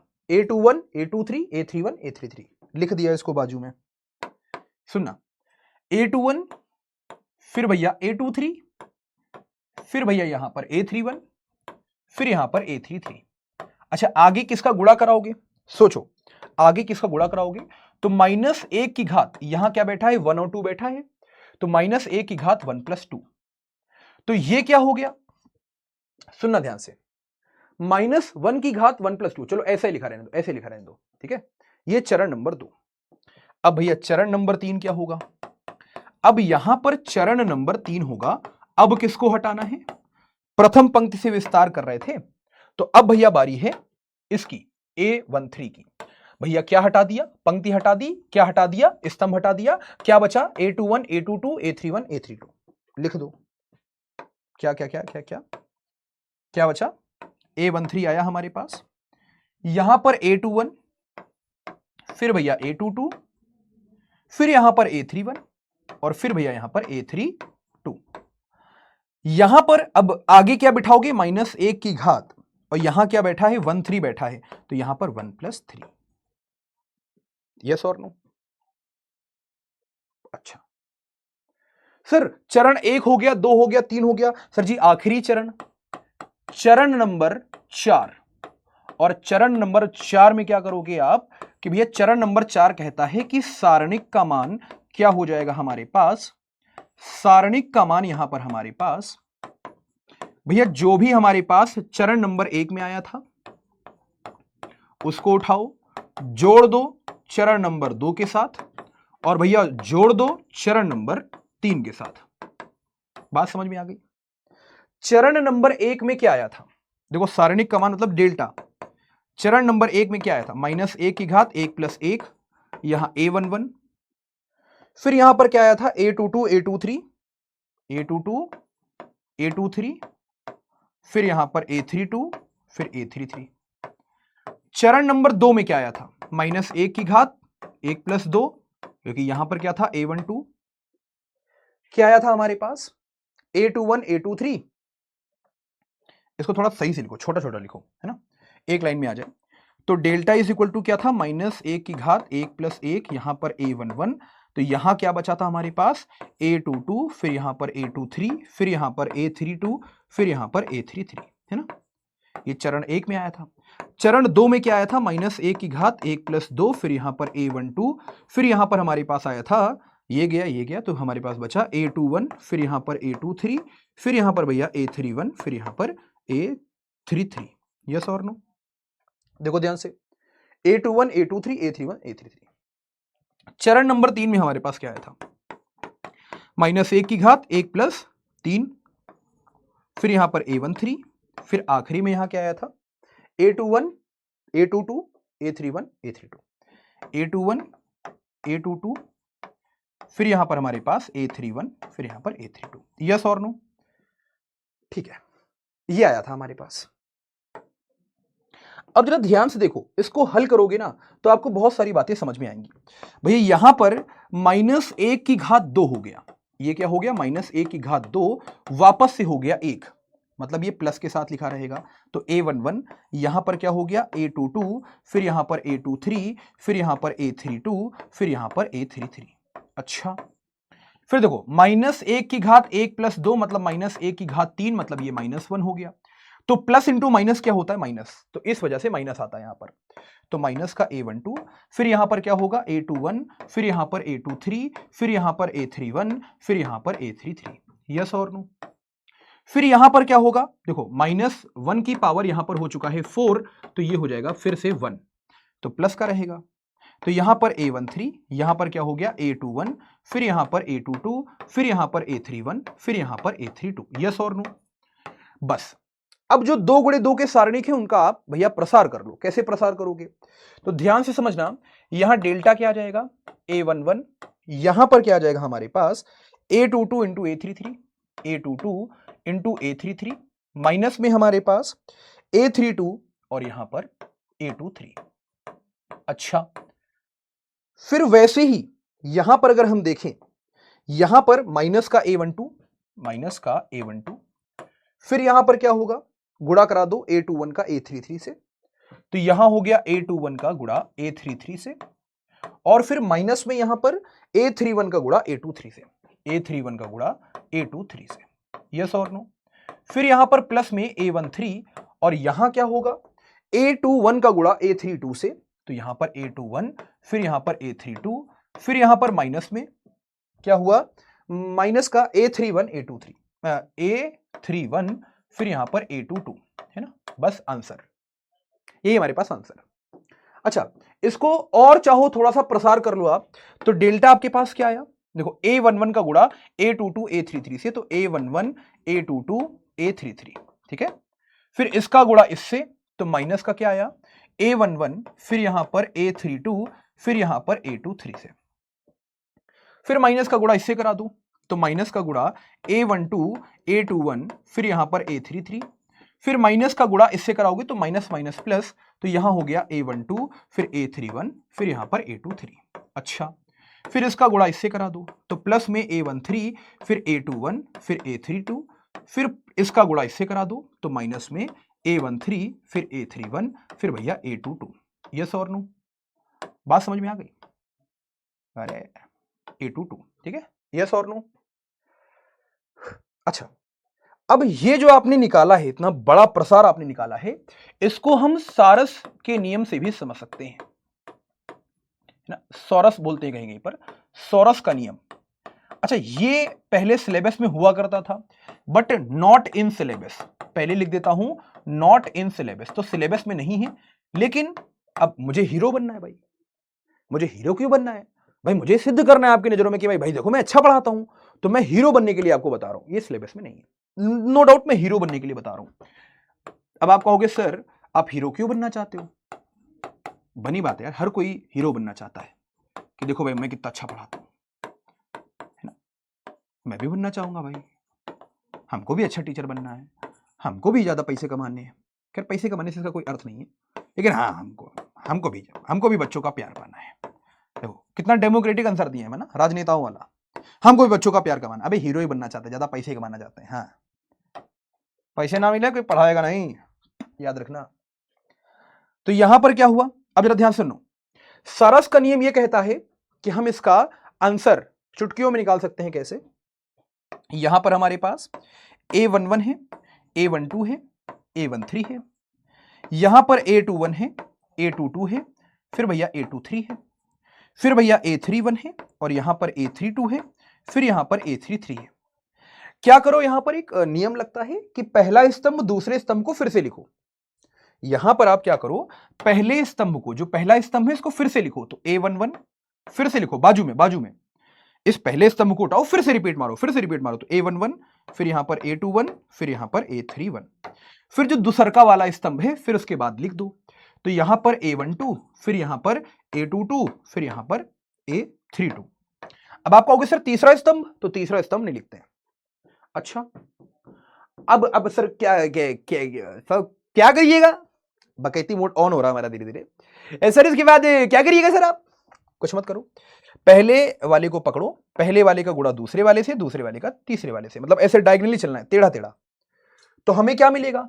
हमें यहां पर मिलेगा भैया सिंपल, देखो ध्यान से, क्या मिलेगा? A11, फिर मिलेगा A22, फिर मिलेगा A33। अच्छा, ये क्या है? डेल्टा का मान, मतलब सारणिक का मान। ऊपर से नीचे आ रहे हो, कॉन्सेप्ट क्या बोलता है? ऊपर से नीचे आ रहे हो तो पॉजिटिव। सर आपने कब बताया? मारेंगे लपड़, दो घूम गिर जाएगा। अब बताया नहीं, ऊपर से नीचे आते तो धनात्मक और नीचे से ऊपर जाते तो ऋणात्मक। बताए थे सर, बताए थे। अब सर क्या करें? अब दूसरे वाले जाओ, फिर टेढ़ा मारना चालू करो, सीधे मत मारना, टेढ़ा मारना। A12 का गुणा, देखो प्लस करने के बाद A12 का गुणा A23 से, फिर A23 के बाद A31, यस और नो, फिर प्लस। अब बारी आएगी A13 की, A13 का गुणा A21 से, A21 का गुणा A32 से। तो A13, फिर यहां पर A21, फिर यहां पर A32, यस। अब यार पढ़ाने अड़ाने से मन उब गया यार, हो गया, बहुत हो गया हमारा। सही बता रहे हैं, मतलब मजाक से, बहुत हो गया। पढ़ा लिए यार, अच्छा खासा पढ़ा लिए, लास्ट में मिलता क्या है? बेइज्जती। बैठ, हो गया। तुम लोग जैसे जैसे पढ़ाते फिर ले लेंगे संन्यास, हाँ चले जाएंगे हिमालय पे। सही में भाई उब गए यार। कंपनी वालों का नौटंकी सुनो, फिर उसके बाद मैनेजर, फिर उसके बाद यहाँ बच्चा। सर आपका सर शकल अच्छा नहीं लग रहा हमको आज। सर आज आप नहा के नहीं आए सर। उब गए यार, ना कोई घर पे इज्जत करता है। अब भैया लोग कमा रहे हैं ठीक ठाक, भैया वो हैं कंप्यूटर के सामने बैठने वाले हैं। ऐसे ही बोलते जब घर जाता हूँ, कितने बच्चों को पढ़ा लेता होगा। नहीं करता मन यार, हो गया। नॉलेज है नो डाउट, ज्ञान है हम मानते हैं, लेकिन मन थक गया। हाँ, अब जरा ध्यान सुनना, बस अब रुक जाना। इसको पकड़ा टेढ़ा गए, इसको पकड़ा टेढ़ा गए, इसको पकड़ा टेढ़ा गए। अच्छा, आगे अगर आप किसी को पकड़ोगे तो टेढ़ा कैसे जा पाओगे? तीन तो अवयव है ही नहीं, तो इस वजह से टेढ़ा नहीं जाना है, ठीक है। अब बारी है सबसे नीचे वाले को पकड़ो, अब फिर ऊपर जाओ, टेढ़ा टेढ़ा जाओ ऊपर।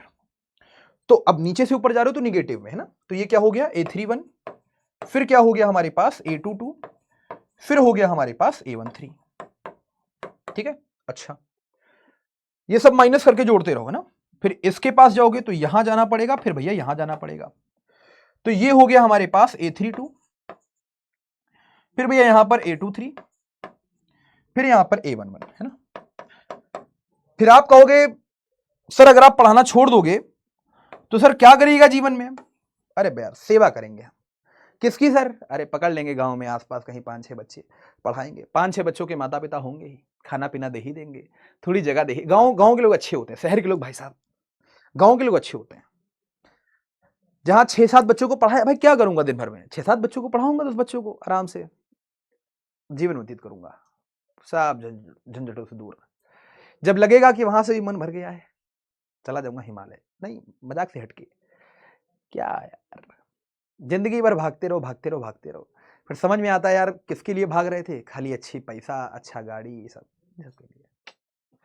तो A33, फिर यहां पर A21, फिर यहां पर A12, फिर यहां पर A33, फिर यहां पर भैया A21, फिर यहां पर A12। बस अगर आप देखेंगे ना, तो जो यहां पर आया है वही आपको यहां से भी मिलेगा। तो ये क्या है, सारस का नियम, सिलेबस में नहीं है, लेकिन मैंने आपको बता दिया बस हीरो बनने के लिए, कि मतलब भाई काफी जगह बताते हैं ना, स्कूल वगैरह में, इन सब में, तो मैंने भी आपको बता दिया, ठीक है। अच्छा, इसको याद कैसे करना है, देखो अब इस वाले चरण को पकड़ो, याद कैसे करना है। A11 को उठाया, A11 के पंक्तियों को हटाया, स्तंभों को हटाया, जो 2 गुणे 2 का सारणिक मिला हुआ ऐसे। फिर यहां पर A12 को उठाया, A12 को माइनस के साथ, बात समझ में आ गई। फिर उसके पंक्ति को हटाया, स्तंभ को हटाया, 2 गुणे 2 का सारणिक मिला। फिर A13 को प्लस के साथ। तो आपने यहां पर चिन्हों को ध्यान से नहीं देखा, तो जरा मैं चिन्हों को आपको बता देता हूं, कैसे चिन्हों को याद रखना है। सुनो ध्यान से, चिन्हों को कैसे याद रखें कि किसके साथ प्लस, किसके साथ माइनस, चिन्ह कैसे याद रखें।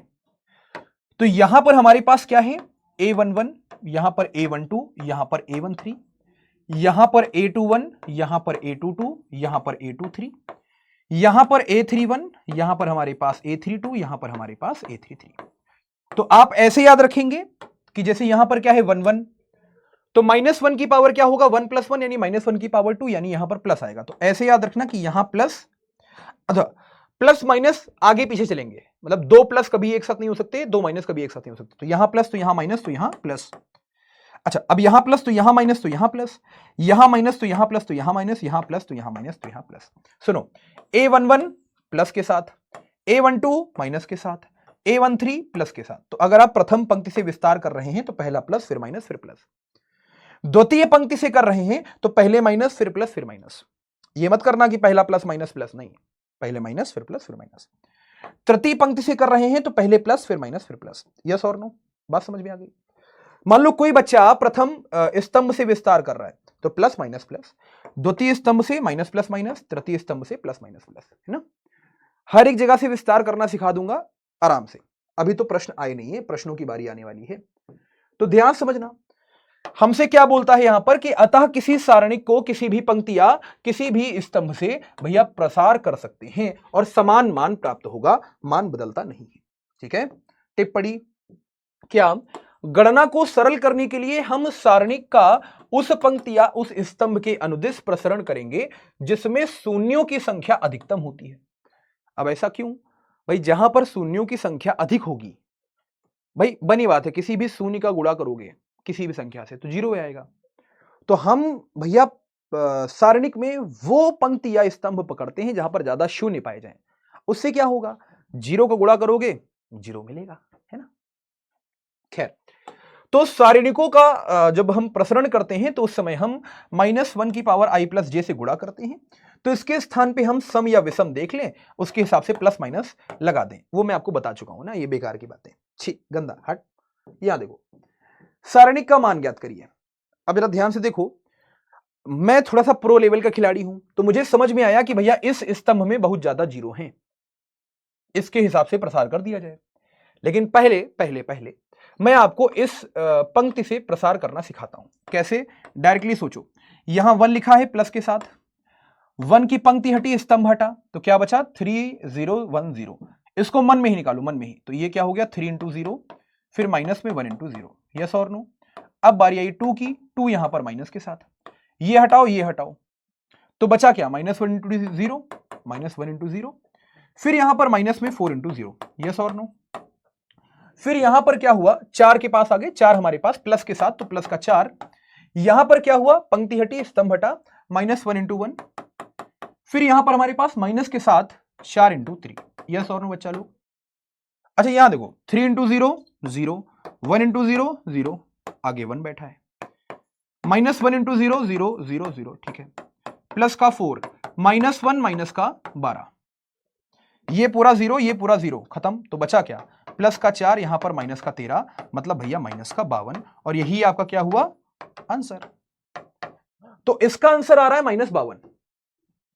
अब मैं सीधे कहां से निकालता मालूम है, मैं सीधे आंसर कहां से निकालता, मैं सीधे आंसर यहां से निकालता कि ये वाले हमने स्तंभ को पकड़ा, यहीं से प्रसार कर दिया। अब यहां से प्रसार कर दिया तो सबसे पहले इस स्तंभ से प्रसार करने पे क्या करोगे आप, सबसे पहले 4 को पकड़ोगे। तो आपने यहां पर भैया चिन्हों को देख लिया होगा, क्या, plus minus plus, plus minus plus, plus minus plus, तो ये प्लस के साथ, ये माइनस के साथ, ये प्लस के साथ। अब जैसे ही 4 को पकड़ा प्लस के साथ, ये हटा ये हटा, इसको सॉल्व कर लिया। अब बहुत बच्चे क्या करते हैं, ऐसे देखते हैं, नहीं रहेगा वो ऐसे ही, इसको सॉल्व करो, -1 इंटू 1, अच्छा, फिर नीचे से ऊपर जाओगे तो माइनस का 4 इंटू 3, खत्म। अब ये वाला, अब देखो 4 का काम खत्म, अब बारी आई 0 की, तो माइनस का 0। अबे चपड़ गंजू, अंदर क्यों हल कर रहे हो तुम, अबे अंदर हल करने से कोई फायदा नहीं, पूछो क्यों, अरे कुछ भी लेके आओगे तुम, बाहर कौन बैठा है, 0 कहेगा, हम तो 0 कर देंगे, मत हल करो, हटाओ।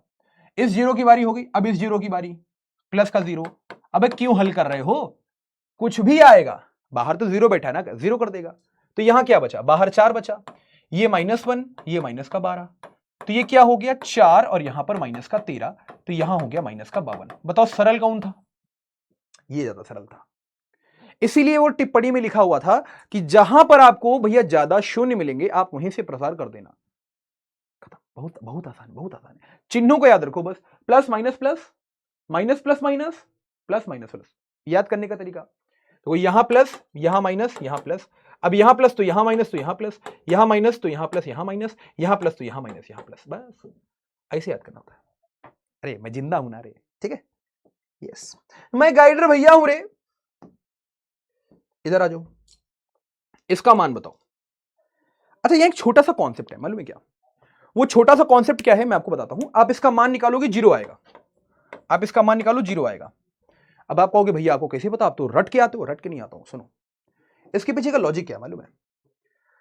कोई अगर देखे तो ये विषम सममित अवयव है, यस और नो, सर कैसे पहचाना, देखो ना ये विषम सममित है, सर कैसे पहचाना, अरे सिखाया था भुला गए, विकर्ण वाले अवयव शून्य होते हैं विषम सममित में, है ना, विषम सममित अवयव में विकर्ण वाले अवयव शून्य होते हैं, यस और नो, भूल तो नहीं गए, विकर्ण वाले अवयव शून्य होते हैं, यस और नो, भूल तो नहीं गए।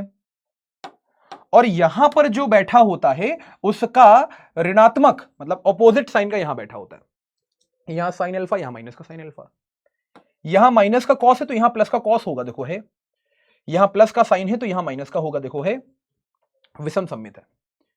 और एक बात याद रखना, बहुत very important concept, very important concept क्या है कि जब आप विषम सममित आव्यूह का भैया यहां पर क्या निकालते हो, विषम सममित आव्यूह का सारणिक निकालते हो, विषम सममित आव्यूह का सारणिक निकालते हो, तो ये बात अभी से याद रखो, ये होता है 0। अब ये भी कोई नहीं बताता होगा, मैं बता रहा हूं, 0 निकाल के देखो, जरूरत ही नहीं पड़ेगी आपको, अबे देखो 0 ही आएगा, विषम सममित आव्यूह है, सारणिक का मान 0, नियम है, कॉन्सेप्ट है, यस और नो। अच्छा ये देखो, कहता है इसका मान निकालो, x का मान निकालो, कितना सिंपल है, 3 का गुणा 1 से, अच्छा, माइनस में x का गुणा x से, अच्छा, बराबर 3 का गुणा 1 से, फिर यहां माइनस में 4 का गुणा 2 से, तो ये हो गया 3 माइनस में एक्स स्क्वायर, यहां पर 3 माइनस में यहां पर 8, यस और नो, 3 माइनस में 8, तो यहां क्या हुआ 3 माइनस में एक्स स्क्वायर, यहां पर हमारे पास -5, तो 3 यहां पर हो गया प्लस का 5, यहां पर एक्स स्क्वायर, तो एक्स स्क्वायर यहां पर 8, तो x बराबर क्या हो गया प्लस माइनस का भैया √8, बात समझ में आ गई, स्क्वायर इधर जाएगा तो प्लस माइनस का √8। अब √8 को कैसे लिखोगे आप, रूट में 4 इंटू 2 प्लस माइनस का 4 बाहर निकलेगा तो क्या बन जाएगा हमारे पास 2, तो यहां बनेगा 2√2, है ना, ये हमारे पास आंसर। चलो जल्दी से बताओ क्या यहां तक की बातें क्लियर है? और ये जो मैंने आपको आज बताया है ये कल के लेक्चर में बहुत ज्यादा उपयोगी होंगी। चलो अब बारी है एक्सरसाइज एनसीईआरटी यस 4.1 की।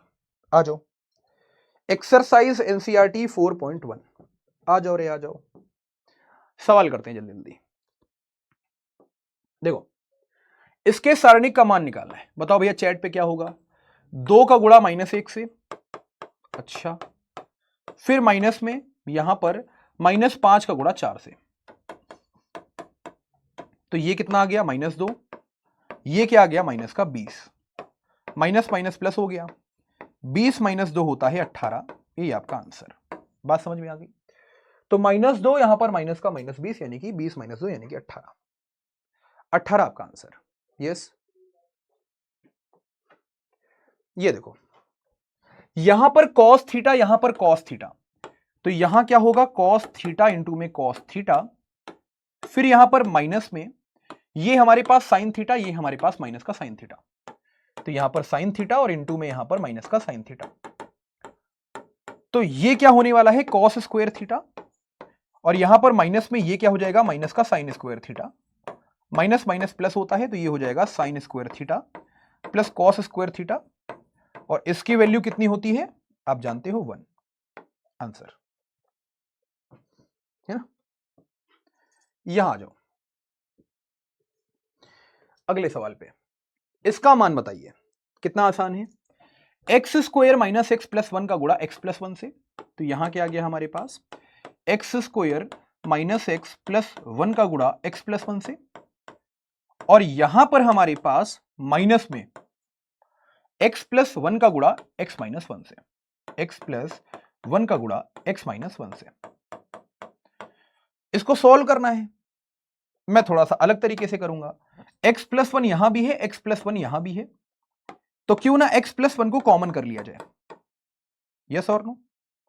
तो यहां क्या बचेगा एक्स स्क्वायर माइनस का x प्लस का 1, और यहां पर माइनस में क्या बचेगा फिर यहां पर x माइनस 1, तो यहां पर हमारे पास एक ब्रैकेट में रह गया x प्लस 1, और यहां पर क्या हुआ एक्स स्क्वायर माइनस का x प्लस का 1, ये माइनस x के साथ गया तो माइनस का x, ये माइनस 1 के साथ गया तो प्लस का 1, ठीक है।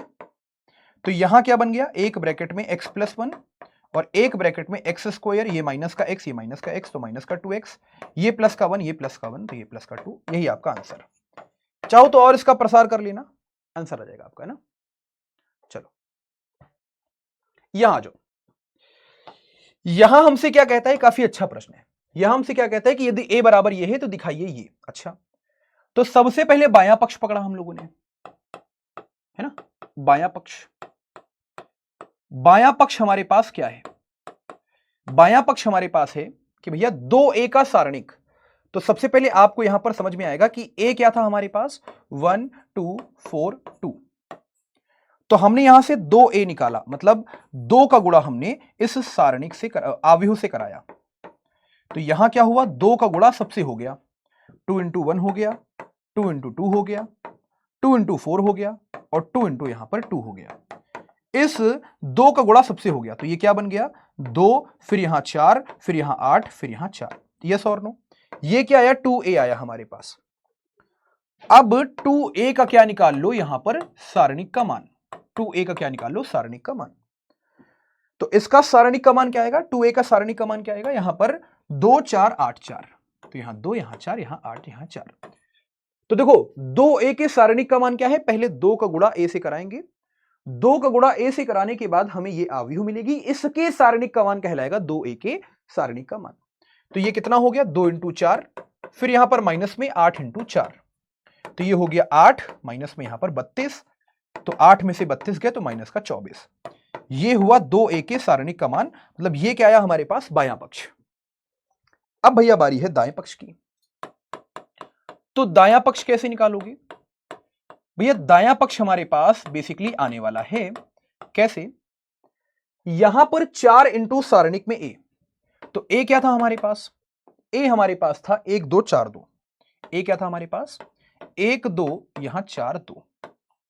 तो यहां सारणिक ए हमारे पास कितना आया? 1 इंटू में 2 माइनस में 4 इंटू में 2, मतलब 2 माइनस में 8, मतलब माइनस का 6। हमसे बोला है 4 इंटू में सारणिक ए, तो यहां पर 4 इंटू में सारणिक ए कितना आएगा? सारणिक ए की मान कितना था? सारणिक ए का मान यहां पर -6 था। यहां रखोगे तो 4 इंटू माइनस का 6 मतलब माइनस का 24 आएगा। यस और नो? कितने लोग समझ गए कि भैया बाएं पक्ष का मान भी -24, दायां पक्ष का मान भी -24? तो हम लिखेंगे बायां पक्ष बराबर में यहां पर हमारे पास दायां पक्ष, और जैसे ही बायां पक्ष बराबर दायां पक्ष हम लिखते हैं अंत में इति सिद्धम, सवाल हो गया। बाएं पक्ष का मान भी -24, दाएं पक्ष का मान भी -24, यहां पर हमारे पास LHS is equal to RHS, ये हमारे पास सवाल हो गया। जैसे यहां देखो, ये वाला सवाल कर ले जाओगे यस और नो, होमवर्क में दे देता हूं आपको, ये वाला सवाल कर ले जाओगे, सेम उसी तरीके से है। यहां पर पहले बायां पक्ष निकालना, फिर दायां पक्ष निकालना है, थोड़ा लंबा है इसलिए घर के लिए दे रहा हूं, कल करवा दूंगा, ठीक है? चलो अच्छा, इसके सारणिक का मान निकालो, इसके सारणिक का मान निकालो। कैसे निकालोगे? मैं तो यहां पर दूसरे वाले पंक्ति से भैया इसका प्रसार कर दूंगा, ठीक है? 0 बैठा है, अंदर कुछ भी हो भाड़ में जाए। देखो ये माइनस का होता है ना, तो माइनस का, ये माइनस, ये प्लस, अच्छा अंदर कुछ भी बैठा हो भाड़ में जाए, ये हमारे पास माइनस, ठीक है? ये हमारे पास माइनस। अब इसकी पंक्ति हटाओ, स्तंभ हटाओ, तो यहां क्या बचा? 3 - 1 3 - 5, 3 का गुणा यहां पर माइनस के 5 से, अच्छा फिर माइनस में 3 का गुणा -1 से। देखो ये खत्म क्योंकि 0 था, ये खत्म 0 था, माइनस माइनस प्लस हो गया, 3 इंटू -5 माइनस का 15, माइनस माइनस प्लस हो गया तो यहां पर प्लस का 3, आंसर आया माइनस का 12। ए आपका आंसर। यस और नो? माइनस का 12 आ रहा है सबका? यस, हाँ भाई -12 आ रहा है, ठीक है? जैसे ये देखो, इसका आंसर कैसे निकालोगे आप? आराम से, 3 यहां पर बैठा है, अच्छा 1 का गुणा 1 से 1, माइनस यहां पर माइनस का 6, फिर माइनस का 4 लिखोगे माइनस के साथ, फिर यहां पर क्या होगा? 1 का गुणा 1 से, 2 का गुणा -2 से, तो माइनस में माइनस का 4, फिर यहां प्लस में 5 आएगा, फिर यहां प्लस में 5 आएगा, 1 का गुणा 3 से, 2 का गुणा 1 से, माइनस माइनस प्लस हो गया, तो यहां पर आया 3, यहां पर आया 7, ये हो गया 21, माइनस माइनस प्लस हो गया, माइनस माइनस प्लस हो गया, 4 1 5, 5 चौके 20, फिर यहां पर 3 में से 2 चले गए तो 1 बचा, यहां पर प्लस में 5, तो 21 5, यहां पर 26 और 26 20, यहां पर 46। क्या आपका भी 46 आंसर आ रहा है? यस, है ना? चलो अब जरा ध्यान से देखो, मुझे कितने लोग इस सारणिक को देखते ही आंसर बता देंगे? यस, जल्दी से बताओ। हाँ प्रियंका बेटा, अब मैं जवाब देता हूं, लेकिन मैं छुट्टी छुट्टी छुट्टी का तो जवाब नहीं दूंगा। जैसे शिवानी लोधी ठाकुर जी हैं, वो लिख रही हैं छुट्टी छुट्टी छुट्टी। क्यों छुट्टी छुट्टी छुट्टी का जवाब इसलिए नहीं दूंगा क्योंकि फिर बाद में आप क्या कहते हो कि सर आप एनसीईआरटी की प्रश्नावली नहीं लगाते हो। तो अब अगर आपको एनसीईआरटी की प्रश्नावली भी मुझसे चाहिए तो भैया फिर एक्स्ट्रा टाइम तो देना ही पड़ेगा, 5-10 मिनट 15 मिनट। यस, कितने बच्चे मुझे यहां बता सकते हैं कि इसका आंसर क्या होगा? और भैया रीजन के साथ, कारण भी बताओ, कारण भी बताओ। 0 बोल रहे हो, गुड, कारण भी बताओ। हाय चपड़गंजू, कारण बता दे रे। देख के आ जाता है सॉल्यूशन से कि सर जी इसका आंसर 0 होएगा, कारण बता दे रे। यस, ये मित्र कारण तो बताना पड़ेगा ना तेरे को। यस, इसका आंसर 0 होगा। क्यों? अबे ये क्या है?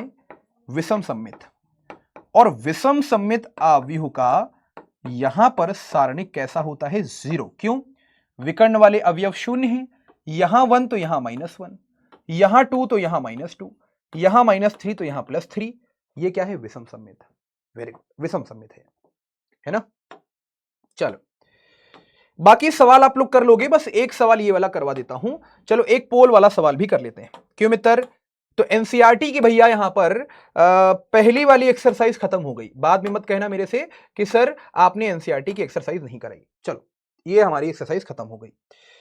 इसका मुझे आप जवाब दे दें तो मैं आप लोगों से खुश हो जाऊंगा। 90 सेकंड का टाइम आपको दे रहा हूं, कुछ डाउट देख लेते हैं। सर कब माइनस लगाएंगे कब प्लस लगाएंगे? देखो नियम क्या कहता है। देखो यहां मौसम जी ऐसे याद रखिए, प्लस माइनस प्लस, प्लस के नीचे माइनस उसके नीचे प्लस, यहां माइनस यहां प्लस यहां माइनस, फिर यहां प्लस था यहां माइनस यहां प्लस, है ना। मतलब ये क्या है, A11 A12 A13 A21 A22 A23 A31 A32 A33, ऐसे याद रखो बस। अगर द्वितीय पंक्ति से विस्तार कर रहे हो तो पहला वाला माइनस के साथ, दूसरा प्लस, तीसरा माइनस। ठीक है बच्चा, अब मत पूछना कोई भी, खोपड़ी तोड़ दूंगा। यस सर एक बार और बताओ, कौन सा, ये वाला? दोस्त प्रसार करना सिखा दिया मैंने। सर एक बार ये सॉल्व करके बता दीजिए कौन सा, ये वाला आराम से कल करेंगे हम लोग, ठीक है? ओके सर समझ में नहीं आया, ये लव कुछ बच्चा क्या नहीं आया? ये तो बेटा देखो परिश्रम लिखा है, यूपी बोर्ड 2027 लिखा है, ये सारणिक लिखा है, लेक्चर नंबर 1 लिखा है, मैथ्स लिखा है, अनुभव में सरासर लिखा है। हम हैंग कर गया, ये तो हैंग कर गया जी।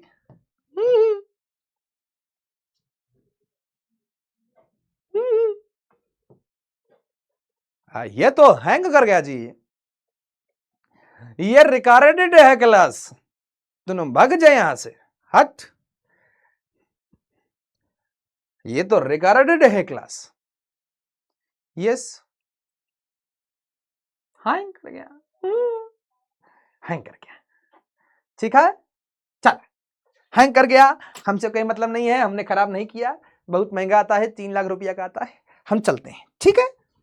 ई रहा हमारा बाइक, नहीं सही होगे तुम, हम जा रहे हैं। ई रहा हमारा बाइक, ई रहा हमारा भूसट, हम जो पहन का आता हूं, चला बाय। हो गया चाचा, हम कुछ नहीं किए हैं, कोई पूछा तो कह देना अपने आप हो गया है, हमसे 3 लाख रुपया निकाल लिया जाएगा, हाँ हम कहाँ जाएंगे, फिर हमको तो लगता है कि अभी से हमको हिमालय निकलना पड़ेगा, तुम लोग समझ लेना अपना अपना, ठीक। चलो ई रहा हमारा बाइक, ई रहा भूसट, हम जा रहे हैं, ठीक। हाँ ठीक, अभी कल का ही टिकट कराता हूं मैं हिमालय का, चला जाऊंगा कहीं, बैठूंगा पहाड़ी वहाड़ी पे, ध्यान लगाऊंगा। हो गया, हम ऊब गया हूं पढ़ाते पढ़ाते, कभी स्मार्ट बोर्ड हैंग हो जाता है, कभी तुम लोगों का दिमाग हैंग हो जाता है, नहीं अच्छा है सब, ठीक चला बाय। हैंग कर गया री दादा री दादा, अरे सही नहीं होगा क्या, सही हो जा रे, अभी न जाओ छोड़कर, दिल अभी भरा नहीं, हम तुम्हारा गर्लफ्रेंड गर्लफ्रेंड हूं का रे, हाँ नालायक कहीं का। ए भैया ये हैंग कर गया, आ गया हैंग कर गया था, ये बच गए, देखा भैया ने जैसे ही एंट्री मारा सही हो गया, बच गया हमारा 3 लाख रुपया चला जाता अभी, ठीक है। हम तो उठा लिए थे बैग वैग, जा रहे हैं हम, ठीक है।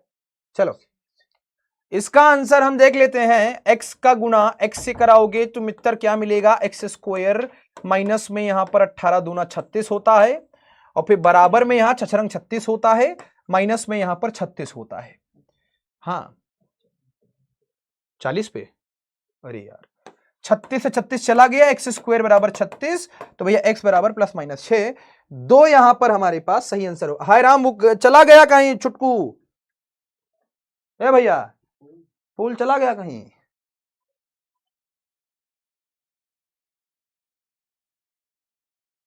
ओल कहां गया, हाँ ऐसे, हाँ